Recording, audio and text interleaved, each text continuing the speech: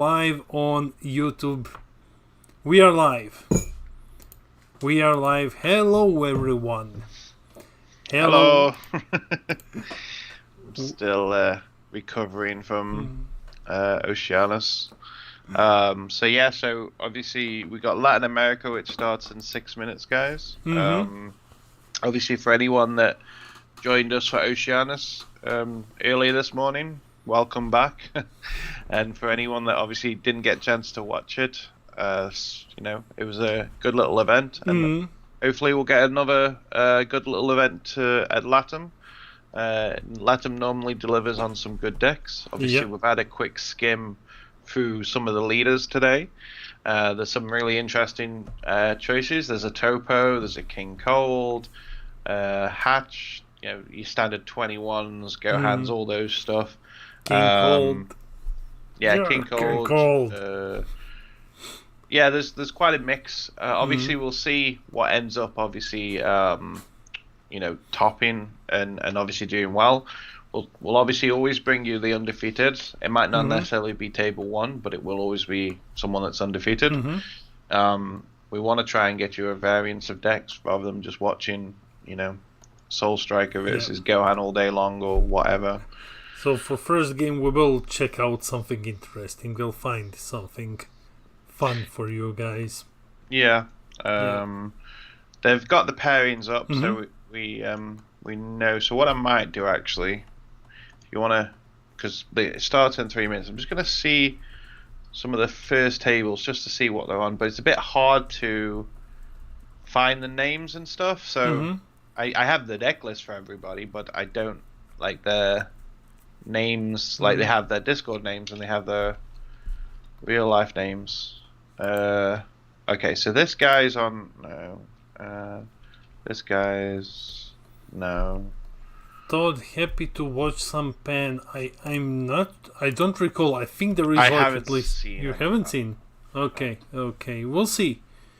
I can confirm there's no pan. Okay, he's confirming. Okay, there is a Bojack BT13. Yeah, there is a Bojack. 21. I'm just checking. Since we got the opportunity, and it's round 1, so it doesn't matter what table we're on. I'm trying to find an interesting deck for us, but it's a bit hard because also as well, some people don't have they have like their first and I'd count as first and last name on Best Coast, but then on the deck list it's like extra names are on there. I'm not sure if it's the same person or a different one. Also, guys, we have spoilers in 3 minutes. We unfortunately won't be able to bring them here to the stream, but spoilers are coming soon, so we could actually, this might be an interesting game because of how slow Toppo can make it. There's Toppo versus Android 21. Hey, now, Ben. Android 21 would be slowed down massively. I want to see that one because I know the Toppo player. I have been talking with him for some time now. He's been messaging me about the deck a lot. Huge shout out to him, and I want to go away and check that one out. It's an interesting one. Trust me, it's a very interesting one. If this is if this is his correct name, because like I say, there's when I'm looking at it, it's what I would count missing his middle name and his last name, but his other two names match. So I don't know if there's, because you'll have to forgive me, I'm not too familiar with how Latin names show. I know how obviously English names show, but I don't know. There's quite a few. However, I think this is the guy. So I think we're going to be looking at Toppo versus Android 21 first round, which I'm interested to see how that matchup looks because, like I say, Toppo can slow down Android 21. Android 21 does have double strikes though. Man, it looks like they have started already. No, can't be. They're setting up, aren't they? Yeah, they're setting up. So, guys, we're gonna jump into the break screen, and then we'll be back with the first match.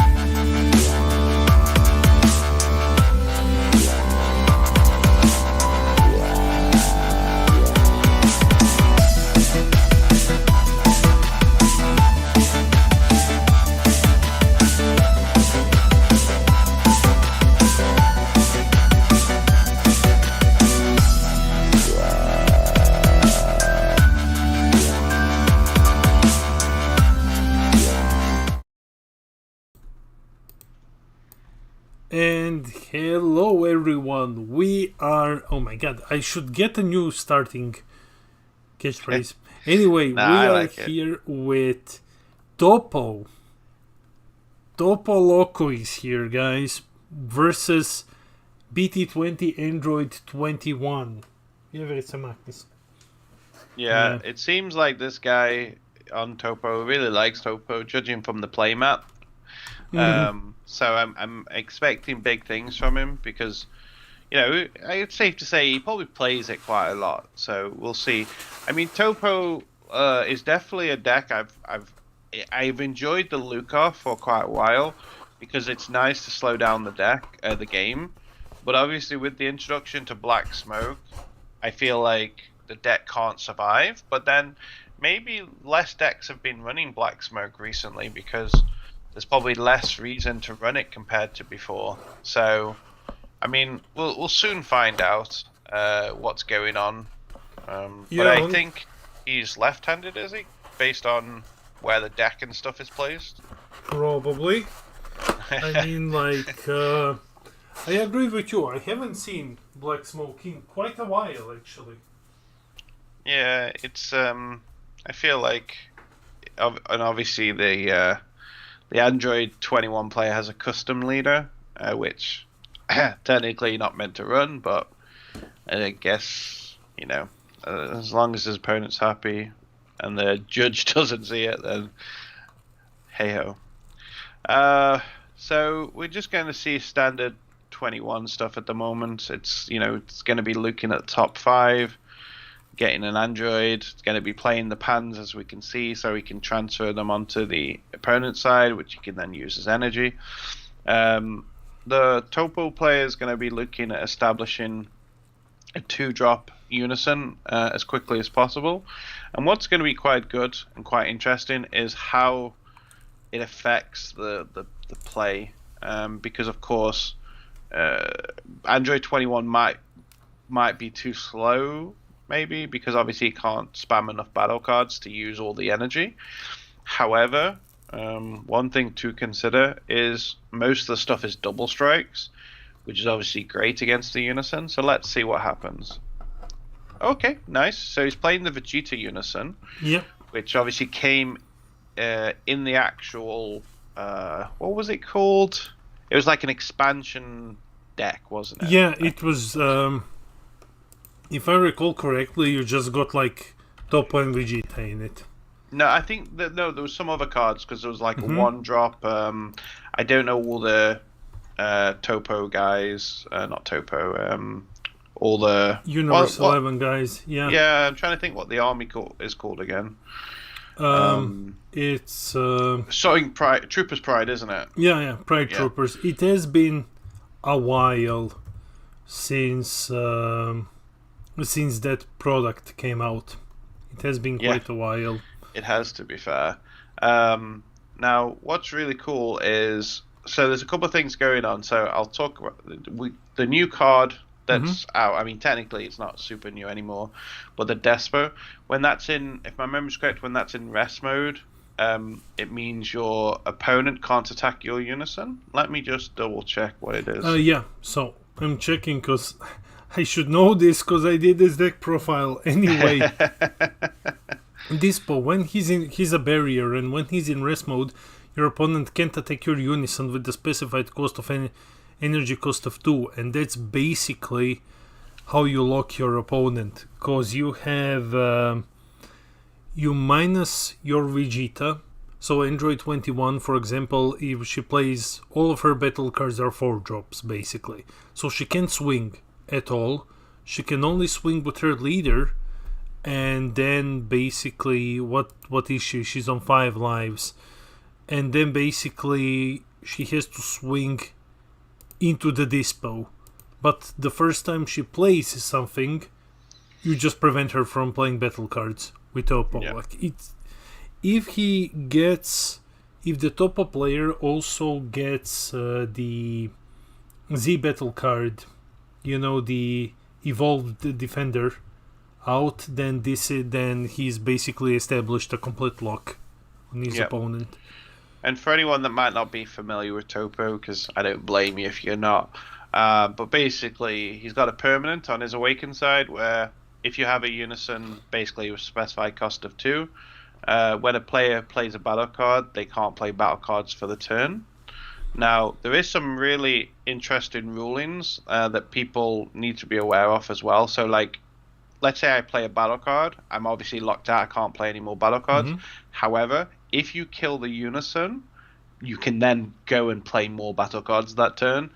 It's also in the FAQ as well, but there's a few like interesting and niche rulings because when you read the leader, that doesn't make to me it doesn't make sense, but it is something that you can do as well. Now, one really cool thing as well is he's got the is it Rumshi? I'm not sure how you pronounce the elephant's name, but it's a +2 unison. There's also a pan they can run as well. I don't know if he's running the pan because there's also a pan that's +2. Yeah, there's also a pan that is +2. Yeah, so obviously a +2 unison is amazing, and if you add that to a deck that needs to keep his unison alive, it's even better. But the ruling, I agree with you, like, the ruling is very stupid because it's a permanent effect which just kind of goes off, but then like it suddenly didn't go off. It's a very, very weird rule. It's worded wrong. That's I mean, don't get me wrong, rules change all the time, so it could be that the rule is going to be changed because there's a few things like with the flip Vegeta and Trunks, how you can, if you target your leader doesn't restand even though he flips over. There's a couple of, so again, maybe it could be a case of that FAQ is outdated and it doesn't work like that anymore, but I would like to think that they would have updated the FAQ. However, that is the current ruling from... So Android 21 managed to get rid of the unison, and here is the big advantage that Android 21 has. Because your dispo requires that you're in rest mode for his permanent to trigger, Android 21 on Awakened side can just switch into active mode, turn off his permanent completely. Yeah, but I don't know why he didn't, because he didn't awake. Oh yeah, he did awaken that turn. No, yeah, he did. So maybe it's the Toppo should have been a bit more cautious about how much damage he was giving his opponent. But I mean, we're gonna see. We've seen obviously the ramp from Android 21, which is standard, nothing special about that. I think we're gonna have to see a unison this turn. Also, one interesting thing is Toppo's charged a multicolored as well. So we do see the Beers, which is a really great arrival target, an arrival card. So we'll see how effective that is in the matchup. But it makes sense to do arrivals in this. So he's beating his leader. So his leader's going to be a bit beefy. Okay, so it looks like he was just swinging into the crit dude. 1 second. Okay, cool. So yeah, we've seen the elephant unison now. I say this quite often, but I wish they put the unison in the correct location. It's always one of my pet peeves. And yeah, as chat says, the screen is shaky and it is unfortunately a bit blurry. You know, again, people's setup should be more set up like the one on the right, where you can see everything. I mean, you can see everything, to be fair, on the Toppo one. It's just, it's also then quite a shaky screen. Now, this is looking bad for Toppo, because even though he's got a 4 marker unison, and he's obviously got the dispo in rest mode, he is fully tapped out. And we're going to see, is he... No, the problem is, the same problem with this point rest mode, you know, it's unfortunately this isn't a good matchup for Toppo, because Android 21 just switches him to active mode, shuts down his permanent, then just proceeds to kill the unison. Yeah.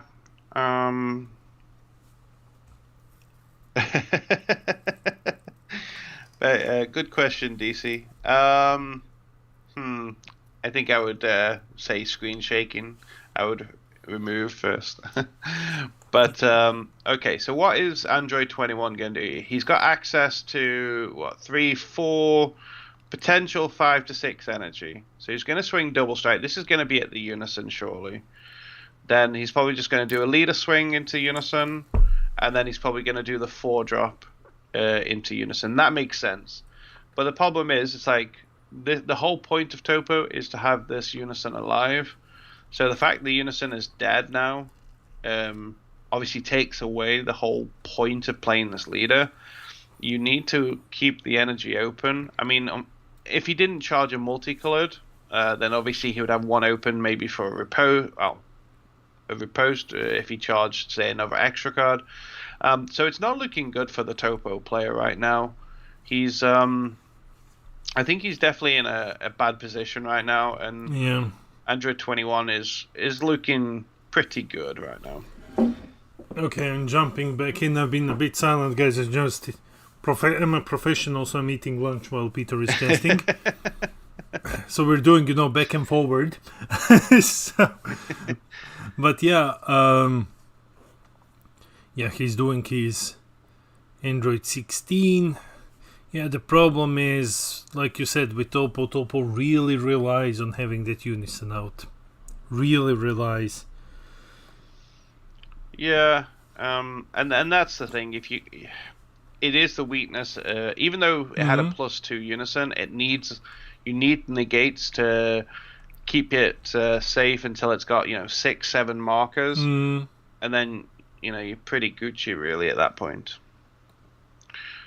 So it's just resolving the 1-drop Android to pick up a multicolored, and then what's he gonna place? Yeah, the same. I think the same card, which is the Floodgate. So, what can Toppo do here? He's at 6 life. His leader at this point is just literally a swing, draw 1. Yeah, so he's gonna pay 3. Let's see what he's doing for free energy. 4. He's stepping out completely again. That's the Gohan Unison, I think that's the Gohan Unison. Huh. Yeah, there's the Gohan Unison. So he's going to kill 2 in rest because he's got 2 Unisons in the drop. But like Toppo's permanent isn't active because it has to be a 2 cost. So right. It's a shame they didn't. Again, I guess they were, because it would be in the first leader and also the first Unison kind of thing. Maybe they weren't sure in which direction or how strong the Unisons were going to be, because I feel like, I mean, would it have been really bad if they had it 2 or more? I don't know, but or maybe even have it up to 3 cost. Maybe he gets rebooted at some point, and that would be sweet. I'm biased, but I like this deck a lot. I really I like the idea that you can just lock your opponent. Unfortunately, the deck has been like ran over by time, and that just happens sometimes. Yeah. And it also doesn't stop you playing Unisons. It's only battle cards as well. So, again, decks that have Unisons doesn't get affected by it. So, like Cooler, for example. So we're just seeing the swing into with the Unison, just blocked. No big deal. So let's see. Well, let's see what's gonna happen. So Toppo is still fine when it comes to lives. He has a big. We're gonna see a Beerus here. Oh, Jiren. So he's gonna use his ability to get rid of markers. I like it. So again, it's going to activate main. Place any number of your Z energy to the owner's drop. Choose one of your opponent's Unisons and remove markers for each Z energy placed. And if you place 2 or more Z energy, get double strike 10k. Yeah. So he's just gonna swing. So he removed 3 energies, dropping Unison to 2 markers, and now he's 25k double. He's just gonna swing into Unison here and kill it. Yeah. That's really good. I like it. Again, this is where it's a shame that Toppo's not down to 5 life, and this is where I like sometimes going down to 5 life with an awakening condition is actually better than 6, because if he had token negates, which you'd like to think them. Exactly, Yeah. you would like to think that a deck that focused on unisons would probably have token negates, but unfortunately, because his awakening puts him to 6, it's an awkward number. So you need to get hit at least once or do some kind of self-awakening to get down to 5 as soon as possible. Assuming he runs token negates. I would like to think he would, but again, I don't know what a normal Toppo list looks like. So he charged Sin. Okay. For first time in history of Latam, we have all the players playing. That means we had no-shows in the first round. Oh, that's awesome. That's awesome. Sweet. Okay, so he's playing... Okay, I like this Unison. I like it. I like weird stuff. But, it's 15k. If all of your energy is in rest mode, your leader is beamed, basically. When your opponent activates a battle card, you draw get a marker, and then you, discard to draw 2 for +1, and for -4 your opponent can only switch to energy to active mode. It's a good one. It's there are decks where it's better depending on what you're playing. I would imagine putting this one into the yellow Gotenks because you're double benefiting from extra cards and stuff. But here I like it. I like the inclusion of one-off maybe. Yeah, I really liked it in Traitor Dende. I mean, this again, it's one of my favorite decks of all time because of the discarding effect. Because obviously you want the freezers in the drop, and a lot of the freezers are one cost 10Ks. So it was also a good way to filter through your deck and also get freezers in the drop. And also because you tapped out quite a lot in that deck. The bean was very helpful, so I was a big fan of it in Traitor Dende. But yeah. So, but his deck, it seems like it's just full of unisons. Yeah, just like it's like if you've ever played Magic. Have you played Magic in the past, Peter? Yeah, because you keep saying mana all the time. Yeah, so it reminds me of it reminds me basically of the Super Friends archetype, but where you just play like a Planeswalker tribal. Yeah. And here he's just doing Unison tribal, which is basically the same. And even the gameplay style is similar. You do a lot, but nothing at the same time. So he can't play the Android 21 here. He can't play it. Did he try to get it? How did he? No, because you can play it from the 7 drop. So the 7 drop plays, and then you can play a 4 cost Android from your hand, for example. So, aka this one.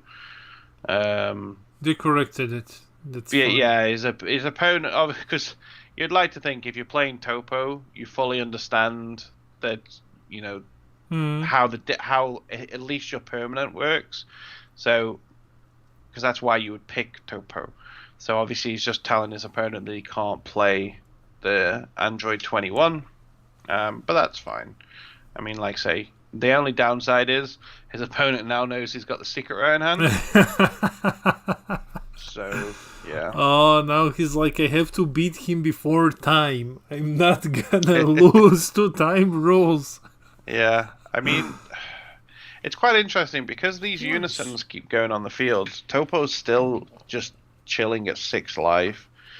I don't know what hand sizes look like. I mean, the Android 21 hand size looks pretty decent. Toppo's seems pretty decent too. Their hands are pretty big actually. Well, Toppo hasn't been playing a lot of cards. No, he usually just plays like a unison and then maybe one card extra. Yeah, true. Yeah, but his hand is pretty big for a deck that just usually draws through his leader. But I think he draw with every unison that he had played, so he just kind of replaced. He's not hard plussing, he's just replacing cards that he has used so far. And also, again, for anyone that might have forgot the unison, even though it's a +1, you don't have to discard 2, you just don't draw 2, obviously. Yeah. So you can just literally +1 and not use the effect. But it's a great way to filter through the deck. And I am curious about his unison count, though, because we've seen a unison literally every turn. So I am very curious, and we can even see a unison in the energy as well. So let me just check, because I know that I have sent you the image of the deck list. Yeah, okay, so I'm just checking how many unisons are there even in the deck. Okay, I think just going through it 4, 5, 4, 8, 10. There's the others. I can see 10, but the image is blurry. Yeah, I think it's like 10 unisons. Unless this is an old list, because he hasn't got the +2 unison in here. Yeah, I couldn't find it. Maybe it's in the... Maybe he just changed something, because he did send me this image not shortly, a couple of hours before the event. So maybe he just changed it a bit. Does the blow counterplay the secret? No. And it's got deflect, yeah. And it's a 4 cost. Yeah. So no, for all those reasons. So Android, but man, look at this. Toppo is actually doing pretty well. Android 21 on 3 lives, though of course secret rare, but still, even Toppo is holding on well. I mean, if you let Android recover here and gain like 2 lives, you're falling down to 4. And your opponent is at 5, it's still not the end of the world if that happens. I mean, if he can just somehow keep pressuring it, it's gonna be fine. Yeah. Yeah. Plus now he can use his... no, it only hits for... Hey, Hoffman. Thanks for tuning in for another live stream. Okay, so swinging double strike at lead, which is nice because, again, if he's got token negates. But the unison is off now, so he's free to play more battle cards if he wishes to. So that's good as well.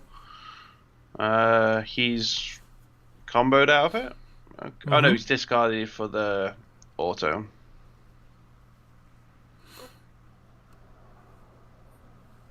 So he's just going to leave it, not comboing. That's quite nice. I like the power of Super Saiyan to rest the SCR here is very nice. Especially because, again, with it being in rest mode, yellow has a lot of ways now to kill it quite easily. Because it's in rest mode. Now, I don't know if Toppo will end up playing these cards, but it is good that it's in rest mode. Yeah, thanks for joining us, buddy. Yeah, we also went like briefly to bed in between these games. Yeah. But we're refreshed now, and we're ready to bring you like more games. We have 40 players. Unfortunately, just 40. I'm gonna talk about that more next week. I'm gonna make a video about it because we are seeing like 50% decline in players in this season, and but eventually that means that we're looking at 5. The TO said 6 rounds or until 1 undefeated. So it was the same as Oceania. Judging by that, we're looking at 5 rounds today. Yeah, it depends on, because obviously I know with Oceanias, obviously the pair down lost. So if the pair down didn't lose, because if you remember it was Sal versus Zamasu, then it would have gone on for another round because we would have had 2 undefeateds. So it really depends, because there's normally that pair down, and that can again, depend on if they win or lose based on that. So we're going to see a defending friends here. Floodgate's going to be active because there's a battle card on the field. Z battle card on the field. And I don't think it really will matter a great deal because obviously it's going to be a unison based deck. Yep. But it's something, isn't it? But I am wondering what's gonna happen here, man. Like, Toppo is really charging now. He's on 6 in total. Okay. And he's dropping down the Vegeta again. Okay. So yeah, I mean, I wonder if it would have been worth paying more. Again, I don't know what he plans on using the rest of his energy for. But because it's only 2 markers, I don't know. Like, because I like the -3 on it. To get double duel, but I feel like the Vegeta Unison of Fury is quite an outdated unison now compared to a lot of the others.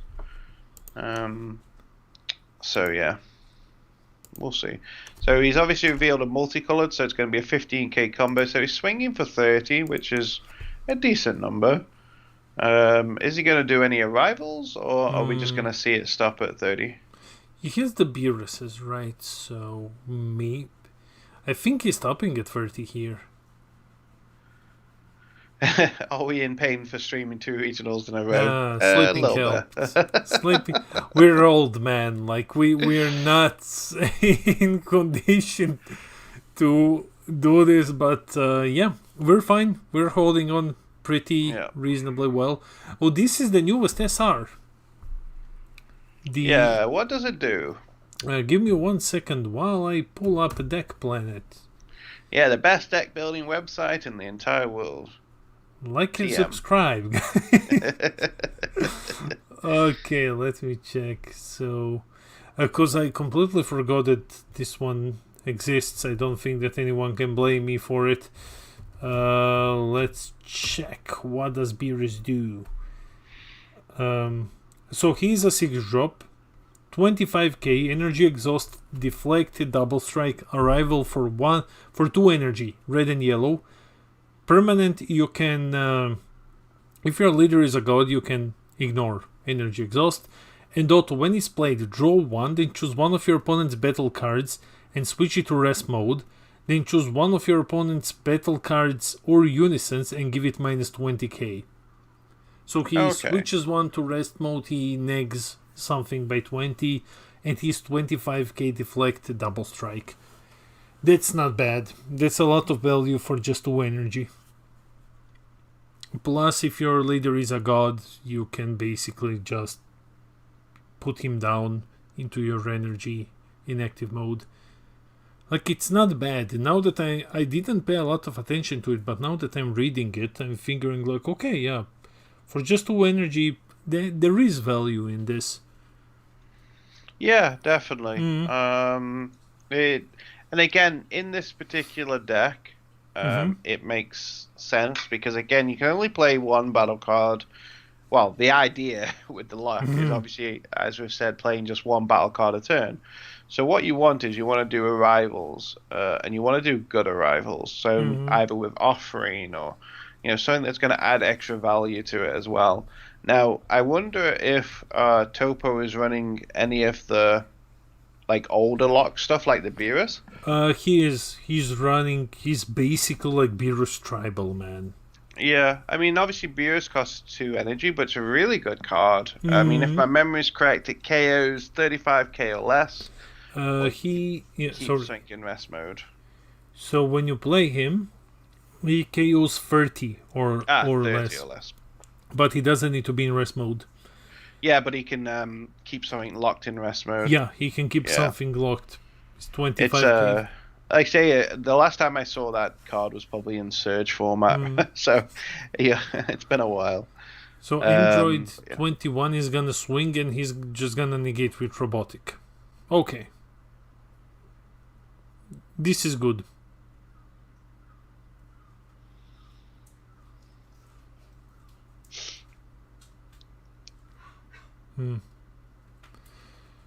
Let's see what the plan is. Yeah. So tap 2. That's 2 energy. That's 4. Oh, it's going to be the 8 drop now, isn't it?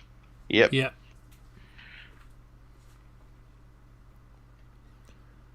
So this is decent. I mean, we're going to see a double strike into the unison, I'm sure.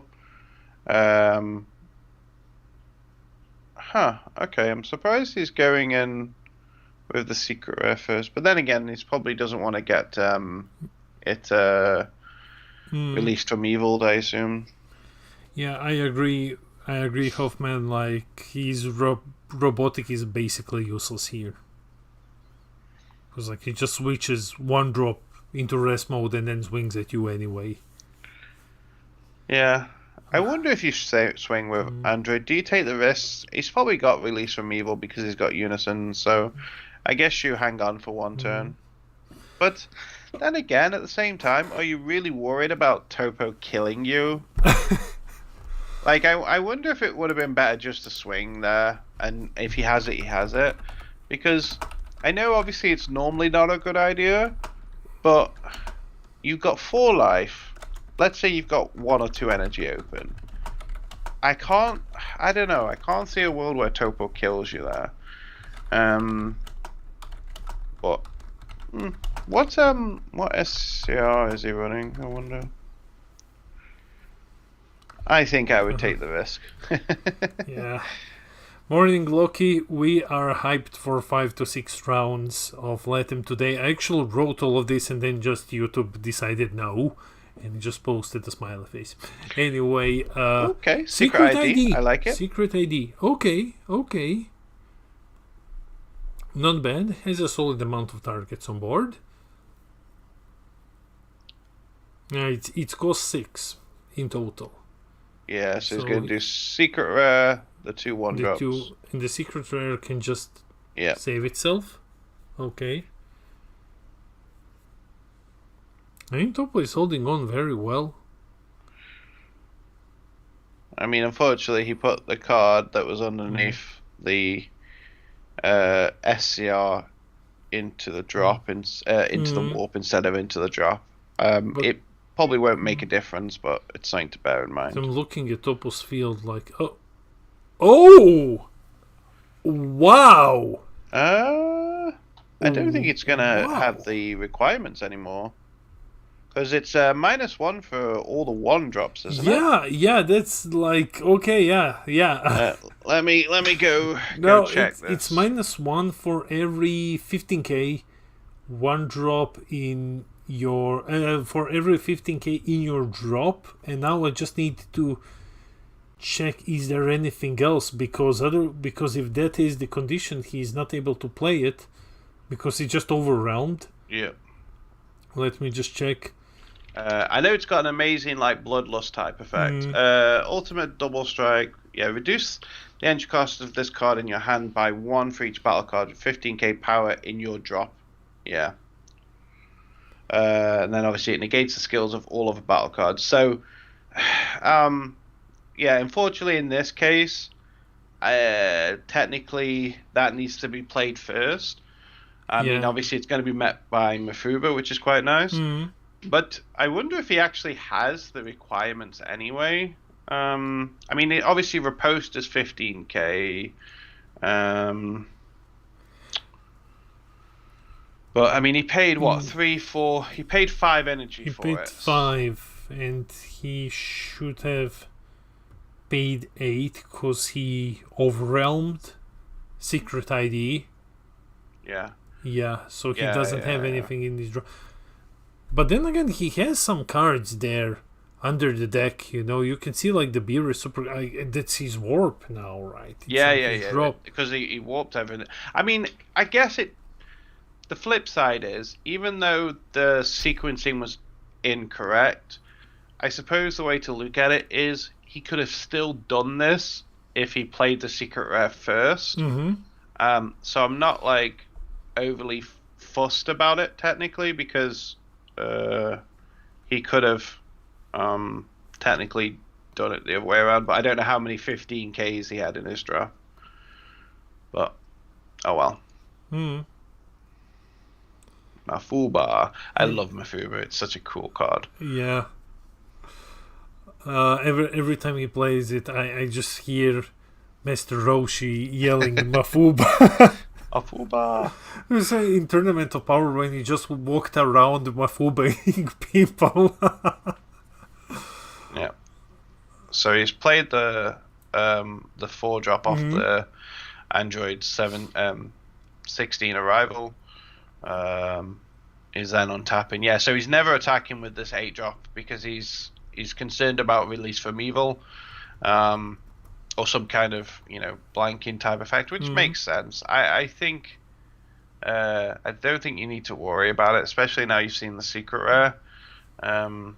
We're in overtime. Just to let the he's viewers discarding into his warp because he just discarded, unless he's got a different area that we can't see, but that doesn't make sense because he overrammed and that's where he put his warp. Unless chat saw anything else, I didn't. But when he discarded just for the Android 17, he put it into his warp. So saying he should, keep track of a lot better. So Toppo, I have to update Toppo's lives. Toppo is at 2 lives, but we are in overtime right now. So unless Toppo can pull off a miracle, hopefully he manages to pull off something. Judging by his little slam there, I think. Yeah, that's it. Yeah. That's it. Well, I like this game. I definitely like. It was cool to see the 8 drop secret rare. Like you never see that one. Yeah, we definitely haven't seen that in a very long. I mean, to be fair, even when it first came out, you probably never saw it anyway. Let me just see. Demian, are we going to see either of my Beerus leaders today? I don't think so. We need to check the deck list, but I don't believe that we're gonna see them, KC. Guys, we're gonna go to the break screen now, and we will be joining you very shortly with round 2 as we're in overtime. So, see you soon, guys.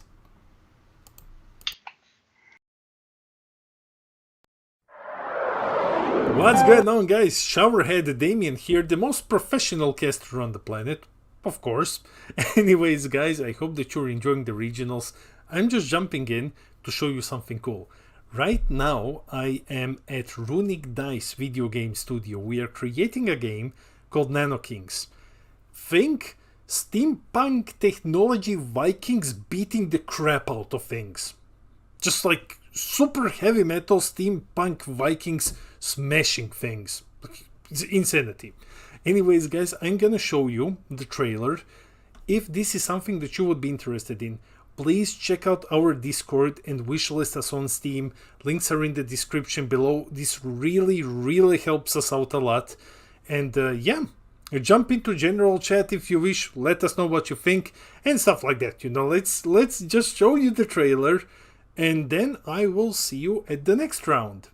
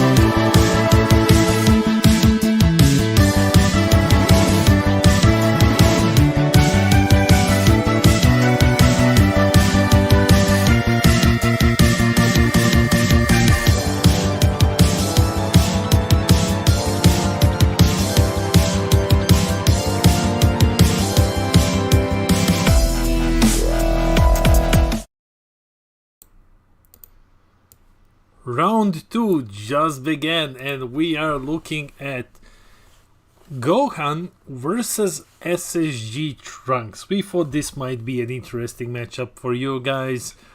It's David on Gohan versus Juan on Trunks. Now I know Peter's interested. Yeah, no, I'm definitely interested. Because, I mean, again, for anyone that joined us yesterday, I don't think there was anybody on any black decks. We didn't cast any, and I don't remember seeing any in the lists. And even on this one, there's only, I think, like 1 or 2 black decks. So I figured, this guy, obviously, David, not David, sorry, the Trunks won last game, so hopefully he'll win again.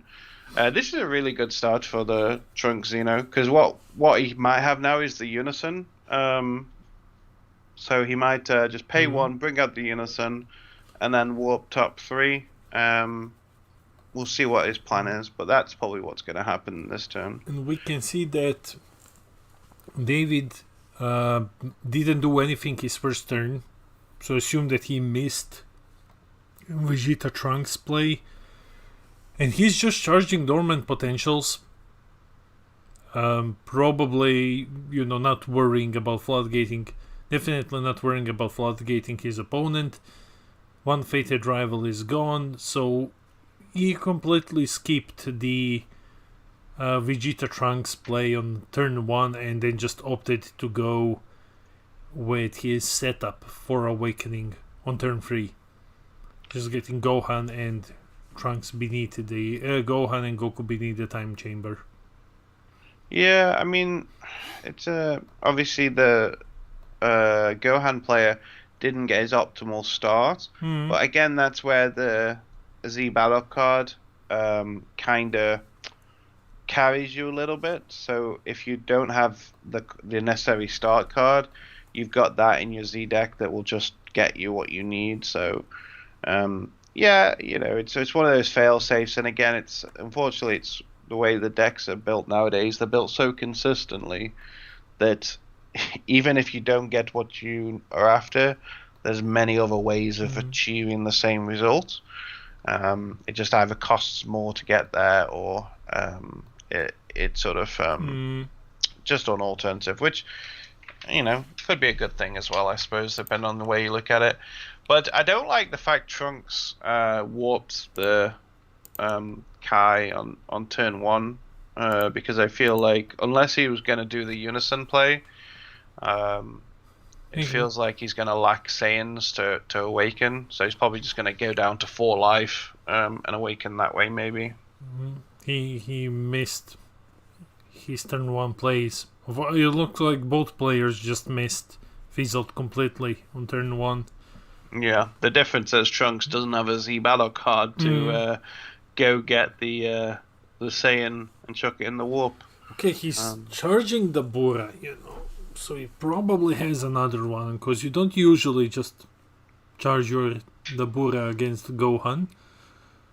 I like the way you say Deborah. Well, you it's put like an R, like it's like Deborah. I don't know. I can't do it the same as you, but I just like the well, R. It's Slavik Dabura. He looks like a mobster.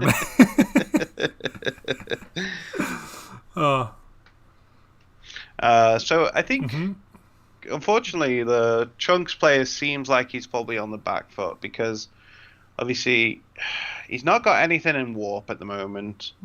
He's swinging with leader into leader or leader into Unison, which probably indicates he's probably not planning on awakening this turn, because you would want to use your swing and draw 2 and warp 1 ability.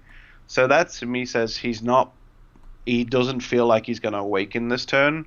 But let's see what he uses as activate main. Oh wow, okay. So that to me says he has a really bad hand. And he's even hard casting. I don't think I would have hard casted that, but oh no, this is bad. No. Wow. Yeah. So for anyone that's not familiar with Trunks, you need, which is quite a cool thematic, but you need 5 Saiyans in the warp to awaken, or be at 4 life or less. Obviously, right now he's only got 1 Saiyan in there, and yeah, this is really bad. Yeah, normally he would have awakened by now, and he has missed so much. Like, it's very unfortunate to see that his deck has bricked here. Yeah, the Trunks player normally would want to warp. He's got like these they're technically 2 costs, but he brings them out for 1, and you can warp top 3 and stuff like that. But obviously he's lost. Oh, he potentially has lost. Also, he's lost to Petrification, which is huge because he really needs Petrifications in this matchup. Now, personally, I wonder if he'll stop charging it too. Obviously, that's one thing I like to do against Goten. Yes. Especially if I don't have Petrifications in my hand, and considering how bad his start is, I would probably consider not charging past 2. However, I agree with you completely. Like, one of the ways to fight Gohan is, if you can afford it, you just don't charge past 2, and Trunks is a deck which can usually, black is a color that can afford not to charge past 2, but we will see if Juan will choose to go with that route, because like it's still not I don't want to say like it's not it's a bit unorthodox route, and charging is, a force of habit sometimes. So we will see. I'm very interested to see, is he going to charge this one or not, because if he doesn't charge, with his Petrification gone, with his Dabura gone, he is in a bit of a better spot. If he doesn't charge, at least he won't have to deal with the boss monster or fated rival or something. Also, the Unison's gonna probably die this turn realistically.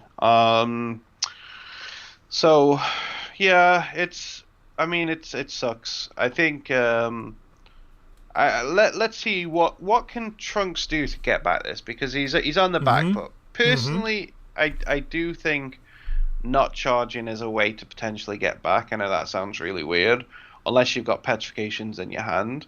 But I feel like, oh yes, his opponent's realized he can't awaken because he doesn't have the Goku on the field. Underneath, or on the field, isn't it?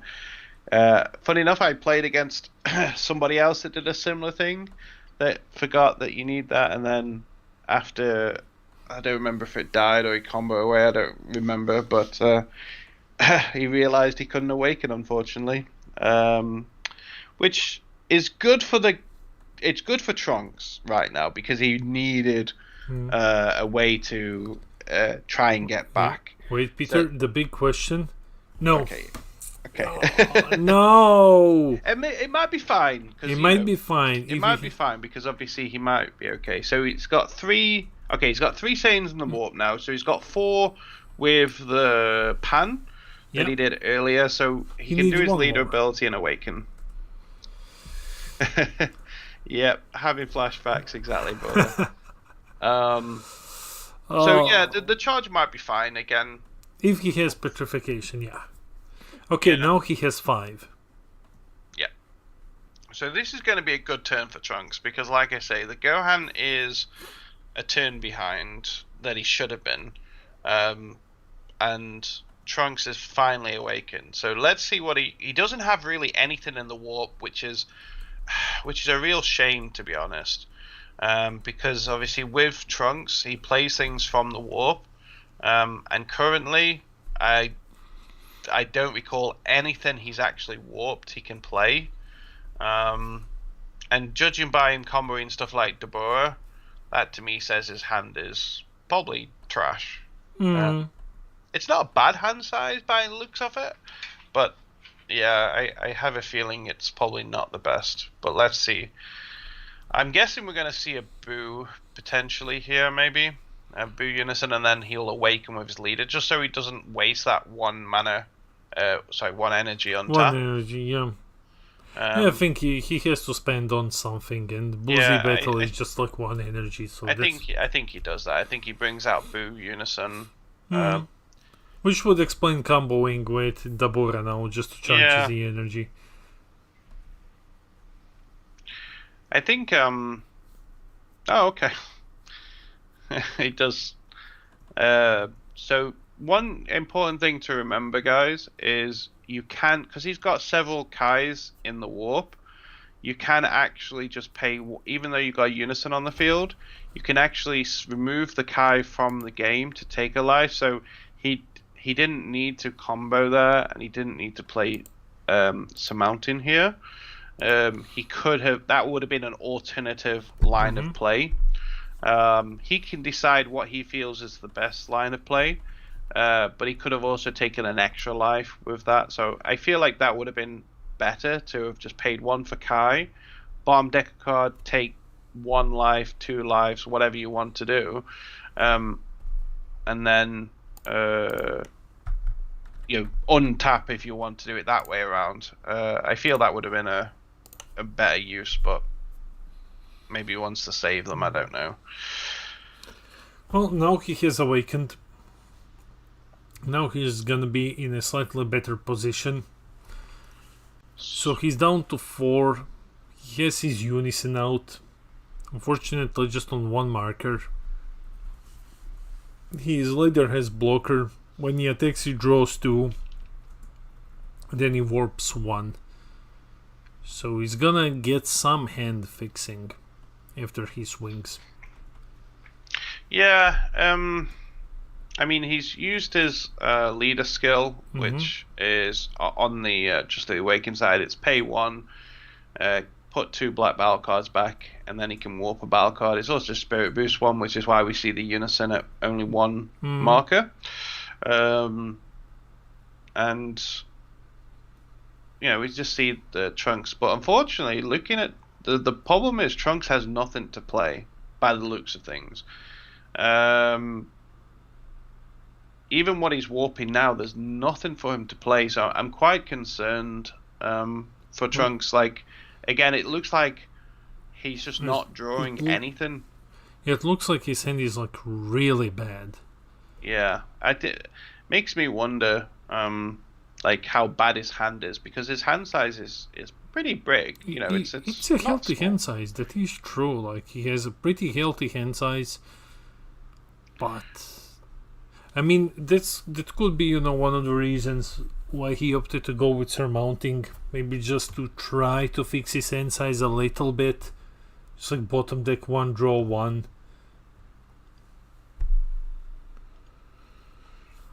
Yeah, okay, so we see thwarting here.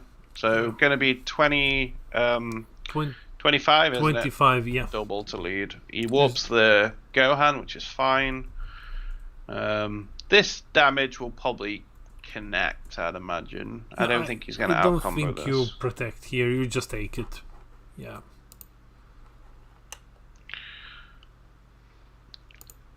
So Gohan is actually down to 3.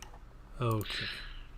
How many has he got in the drop? 3, 4. He's only got 5 in the drop. So I think what we'll probably see here is Vegeta swing, just get rid of a card and overwhelm, maybe? I mean, we'll see what his plan is, but that is a potential plan, because then he can carry on point pressure. Yep, and this is exactly what we're seeing now. So he should have, obviously in hindsight, he should have comboed 1 card on thwarting, so he didn't have to swing with Vegeta right now, because he is swinging for 10, so technically, it is making him get rid of a card. It's doing things, yeah. It is, but again, it's something that you can kind of telegraph sometimes. So he's going to overwhelm the Vegeta, the Goku, which is the 6, which allows him to obviously get another target. Now, I'd imagine we might see the Vegeta here, which is a 1-cost 30k crit, and it warps a battle card, which obviously he doesn't have currently. There is no, but still. So I think that's what we probably would see. Likely that's the regional pack 1, the champ pack 1, right? The SS4 Vegeta, basically. So we have Goku Zeno out, and surely Gohan he's just going to go Vegeta and pay 1. Yeah. Yeah, Mario, I am reading his moves. But I also play the deck as well, so like you just I'm just thinking how I would play it. Well, correction, how I would try and recover from this position. He's gonna just go swing all out at Gohan here. Okay, so he's swinging 30, and he's actually he's gonna look to out combo it, which is quite interesting here. Oh, we see that Gohan is running the full fated rival package here. Makes me wonder, like, what his CR is in this deck.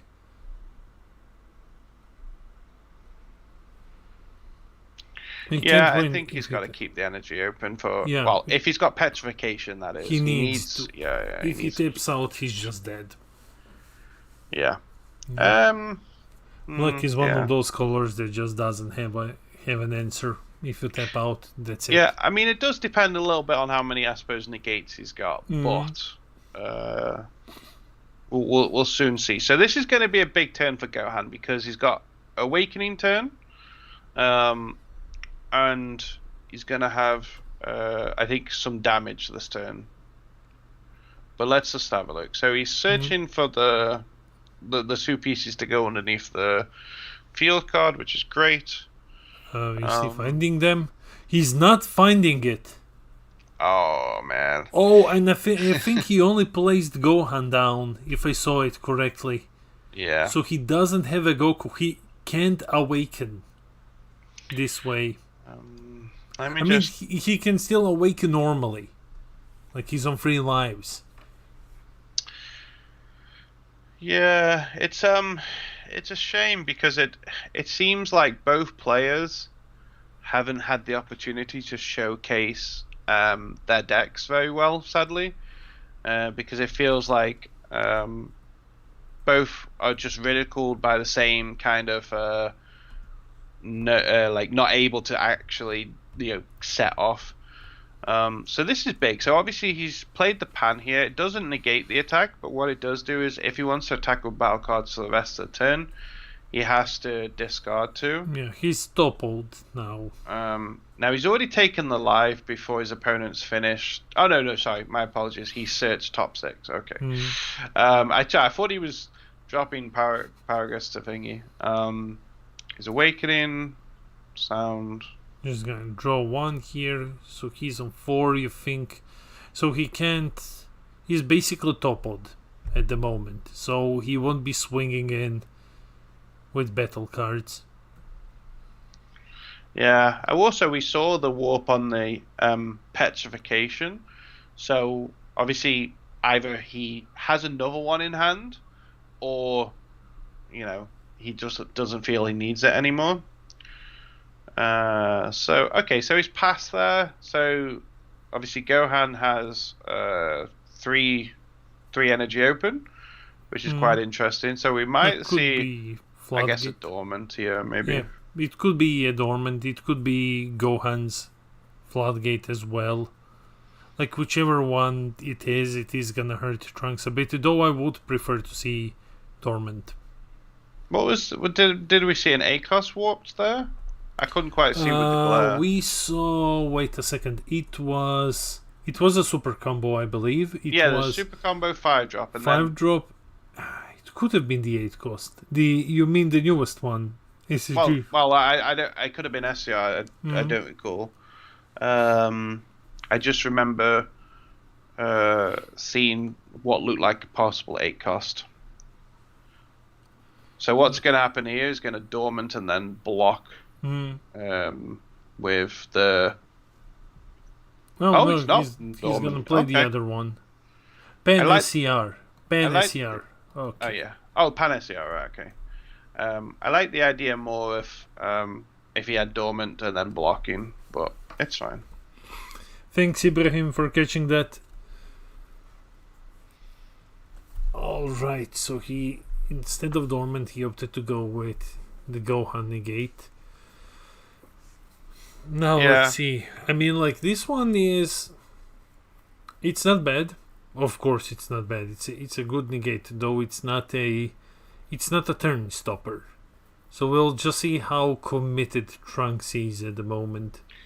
to be honest, when you're swinging with 30Ks, it's not a problem to Z charge. Because also, as well, Trunks doesn't actually have any Z energy, and he needs Z energy for his awakening. I'm not sure that would be my... I mean, I don't know what's in his hand, obviously, but obviously, if he's got plenty of those, sure. But one thing that's... He needs is Z energy anyway, so if he's swinging with, like, 30Ks or anything like that, then it doesn't really matter. He just needs it to... Just needs the energy to awaken, so this is just helping him out a lot. No, Gohan has Z awakened right now into one of the best Z leaders in the game. Super strong. Okay, so he's gonna Z awaken, which is fine. Okay, personally, unless you're gonna use anything from the Z ability, I would stay on the unawakened side. The reason being, it won't really matter in this matchup, but the reason being is because the Z leader ability doesn't have blocker, and it doesn't restand when you attack a unison. So it probably makes no difference in this matchup whatsoever, but it is something to consider. Obviously, he's just using the ability to put two black battle cards back in and kills the unison, which is fine. Like, there's no issues there. I guess he's just going to pay one to bring out the unison again, or potential something. Let's see what he ends up doing. He's paying one. Okay, so he's going to be paying one for the Kai to bring back the unison. I mean, he hasn't shown what effect he's doing, but that seems logical based on what he's actually doing.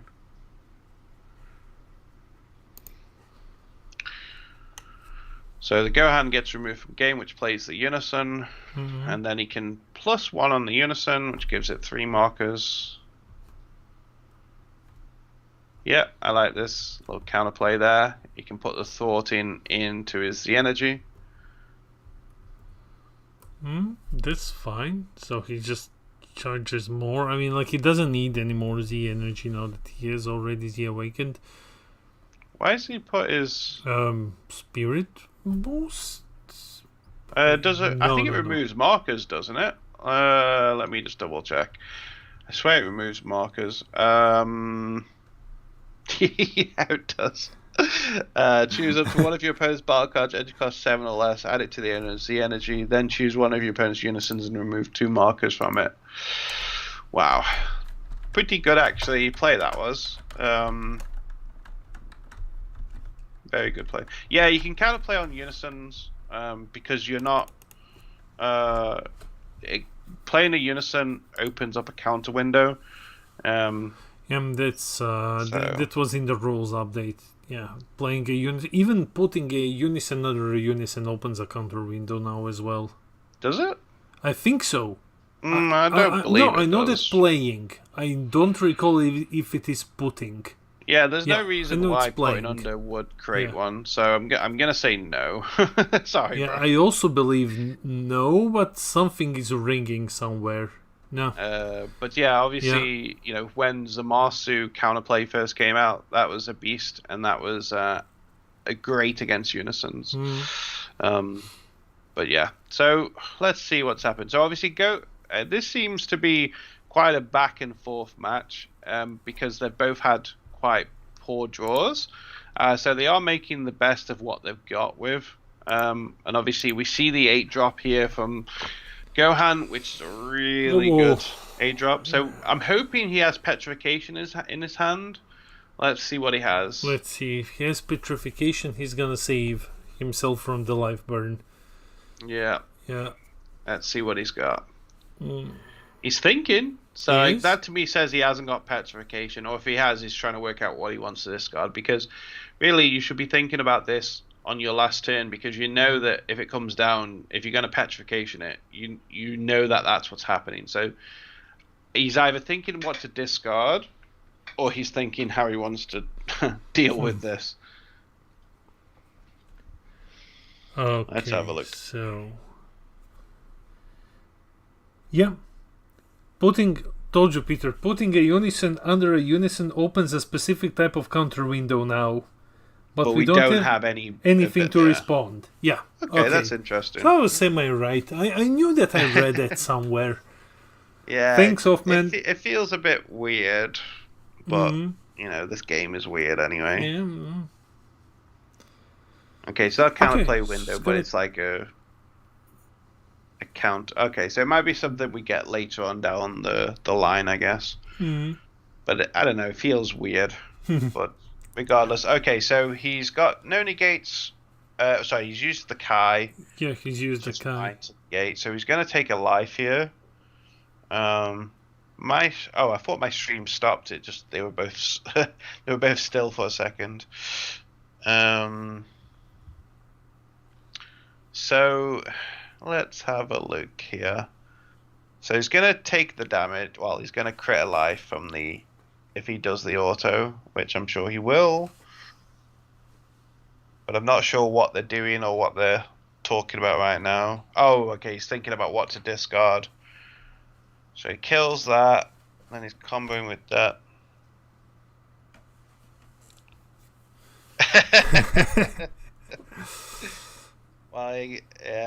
Well, we got it.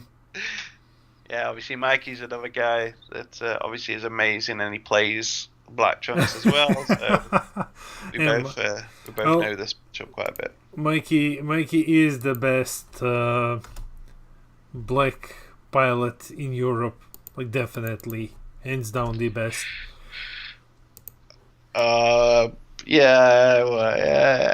Maybe. But he wasn't man enough to play Black at the last regionals, unlike me. We see the dog is here coaching his master. Okay, so he token negates the leader swing, which is good. Because obviously we don't know what SCR Gohan has yet, which is quite scary, because obviously if he's got the triple striker, then it's So okay, nice. So he's playing his own SS Sport Vegeta. He's gonna warp the token. Let's see what happens. Wait, who's running the pen? Trunks was running the pen. SCR unfortunately warped it. Well, Mikey, you shouldn't have played yellow at the last regionals then, should you? Fair enough, you did technically finish higher than me. You finished 4th and I finished 8th. But at least I played black. I love dogs in the background. It's like, it's one of my favorite. It's like with Mikey, he's got a cat. And I love the cat when he comes on stream. Wait, he just discarded petrification. Okay, I assume that came from life. Then. Yeah, that had to come from life. That 100% came from life. Oh. Yeah, well, I'm telling you, the dog right now, to me, he's, like in boxing movies, he's the coach in the corner, We need to see a negate here. Yeah. And Trunks is barely holding it. Those like, you're gonna be right, boy. Did he pay cost? Did he bottom deck a Saiyan off of his Z deck? I didn't watch it. I was too busy focusing on the dog. I mean, it doesn't matter because he's got a Saiyan in his Z energy, but again, it's just to clean up the play. Okay, so this is probably... I mean, we haven't seen many super combos from Trunks, so maybe it's okay. Ooh. Maybe it's not okay. Maybe it's not. Okay, so what we're on? Is he 30k base? Seeker, yeah, I think he is. So 30, 40, 50, 60. So he's 70k. So 70k, let's see. So Trunks is on 30. 30? Yeah, okay, that's it. That's it. So David wins. He wins round 2 with Gohan. I'm very interested in this. I'm very interested because as I wrote this in the chat, Gohan won Oceania. We have info that Gohan won Asia as well. Gerson is maybe playing Gohan today also, and he's a phenomenal green player. So I'm interested in seeing, is Gohan gonna win Latam? And there is also a French tournament going on where Gohan is also doing well. So I'm wondering, is Gohan gonna win all 4 regionals today. Yeah, Peter is typing. I think so. Obviously, we've got the French event on, which I mean, I don't know what round number they're on, but again, it's Gohan versus Android 21, and because it's 20 past 4, 20 past 5, I'd imagine this is like maybe second to last round. Yeah. So yeah. Guys, we are off. We will join you very soon in round 3, considering that the overtime is like 2 minutes. So we'll see you shortly.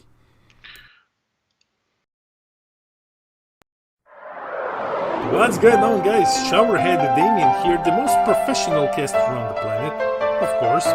Anyways, guys, I hope that you're enjoying the regionals. I'm just jumping in to show you something cool. Right now, I am at Runic Dice video game studio. We are creating a game called Nano Kings. Think steampunk technology Vikings beating the crap out of things. Just like super heavy metal steampunk Vikings smashing things. It's insanity. Anyways, guys, I'm gonna show you the trailer.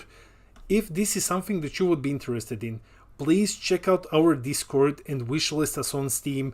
Links are in the description below. This really helps us out a lot. And yeah, jump into general chat if you wish. Let us know what you think and stuff like that. You know, let's just show you the trailer, and then I will see you at the next round.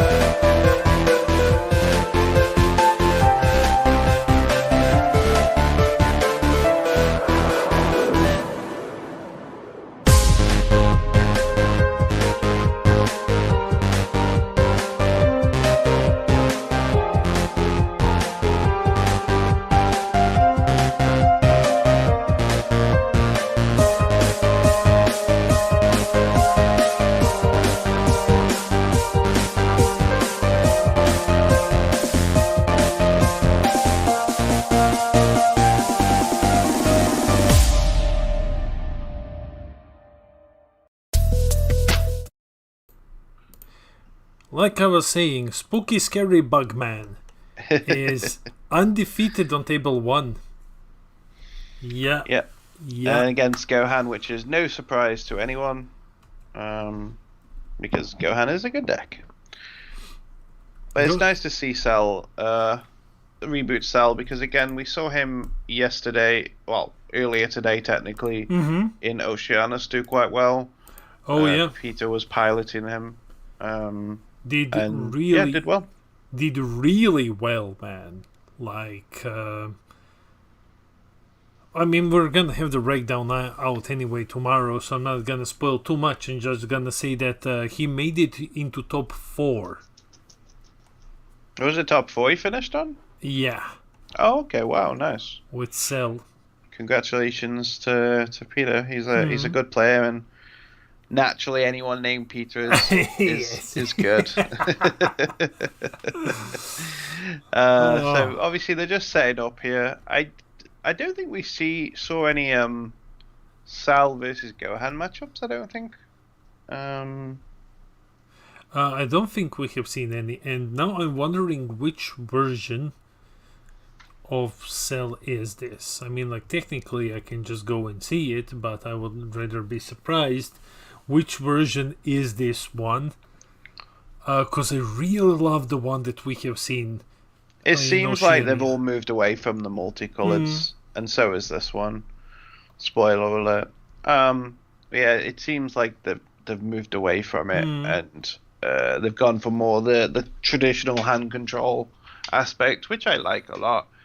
I mean, we'll see what this matchup looks like, because I'm not sure how it works in terms of like who's favored, who's not. Because of course, the good thing about the Cell is he's got removal. Because obviously none of the stuff will have, like, well, I say none of it. Most of it doesn't have barrier during Cell's turn. And Cell is going first, which I also think is a huge factor as well here. Because again, Gohan's going to take like roughly 3 turns to set up. And obviously if Gohan is constantly discarding cards for both activations, then maybe the Cell can hand control him out, but we'll soon find out, I guess. So what's he doing? He's thinking about his turn 1 play, which feels like he thought about that far too long.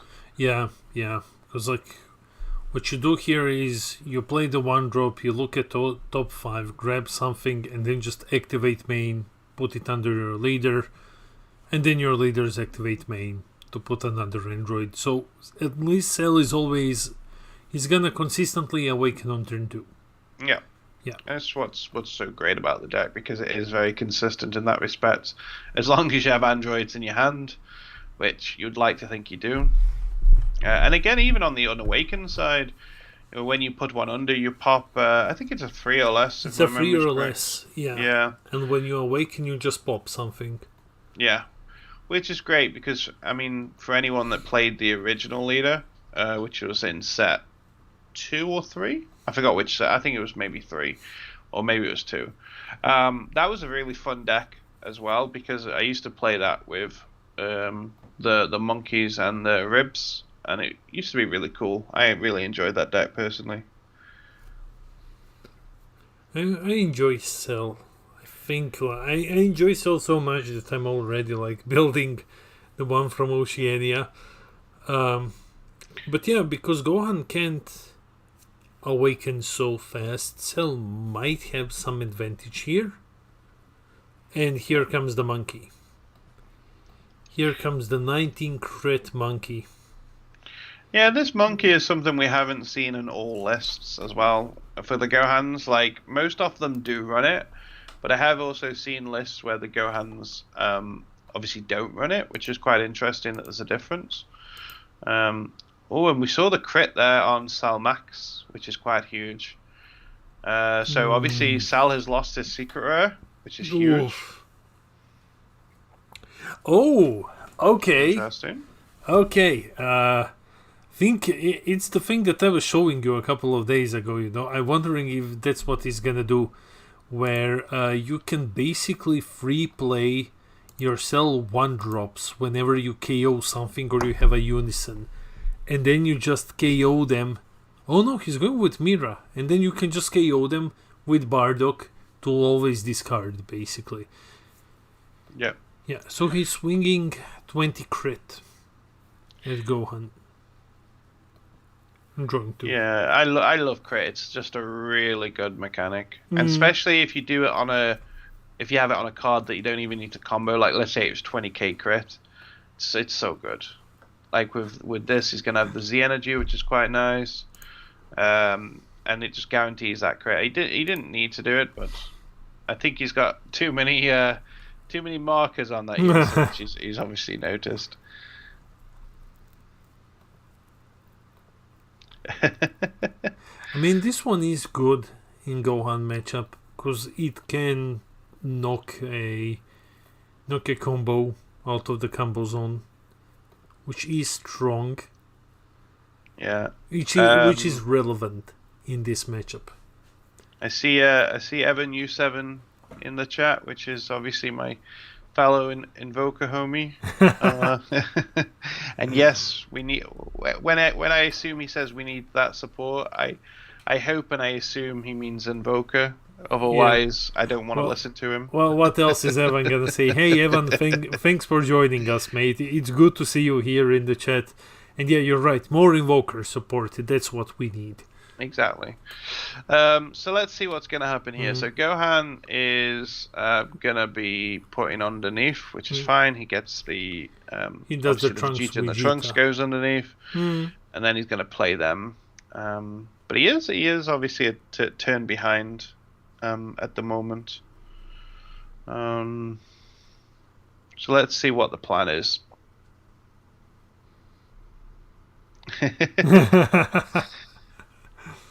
Okay, so that's interesting. He's charged the android here. I'm not really sorry, the double strike. Yeah, Android 20. So yeah, I'm not a massive fan of that because I'd rather give the double strike to my leader, especially with crit as well. Yeah, because that's like 10k double strike, and then 5k. I mean, it doesn't carry over because it carries over in the other cell, but still it's plus 10k double.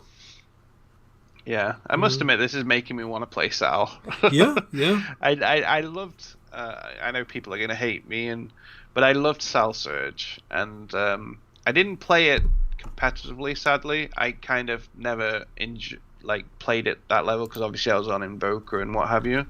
But I really like Sal Surge as a deck, and this is the closest we've got to Sal Surge. This is the closest. I mean, I like it. Honestly, I like this one more than I like the new one. I think this one is just phenomenal. Unfortunately, Hand Destruction has way too much hate, so bringing this one is a bit risky to events. Okay, I like that. Sorry to interrupt you. He just played the one drop to search. I think it's top 3, is it, or top 5? And then obviously made his opponent discard a card. Okay, so he's gonna put 1 on his attack. He draws 2. Yeah, I don't think he's got crit at the moment. Oh no, he has. No, he has. So he's trying to get crit out every single swing. I wish the Sal player put a dice on his leader just to represent the power boost and the crit, just to make it a bit clearer. Would have been a lot easier to follow that way. The lookout video where he played the yellow player at locals, though.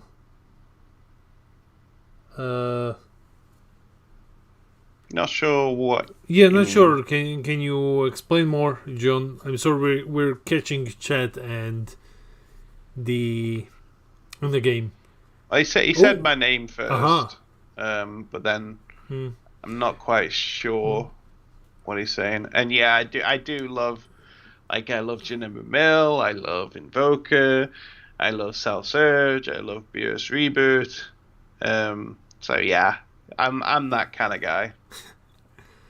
So Big Amor. Okay, Big Amor for 2. Alright, though that's not going to really prevent Vegeta from swinging in.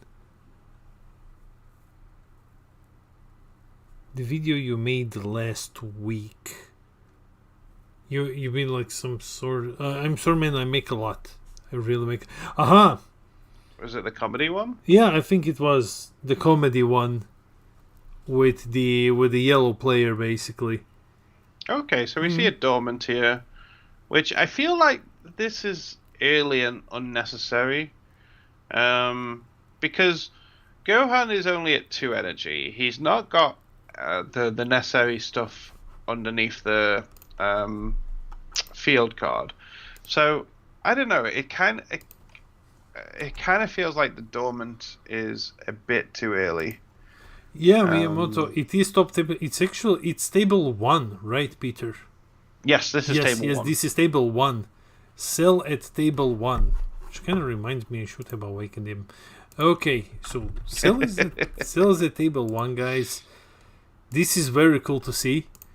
Yeah, I definitely. I think I'm gonna, if I'm honest, because I have everything other than Sal Max. I think I'm just gonna. After this, there's 2 decks I want to build, and I think I'm gonna put this one together. Yeah, Gohan skip charge.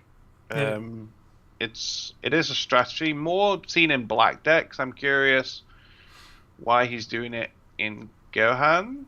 Personally, unless he's, I don't know what he's 100% concerned about. I mean, he could have the. Wait a second.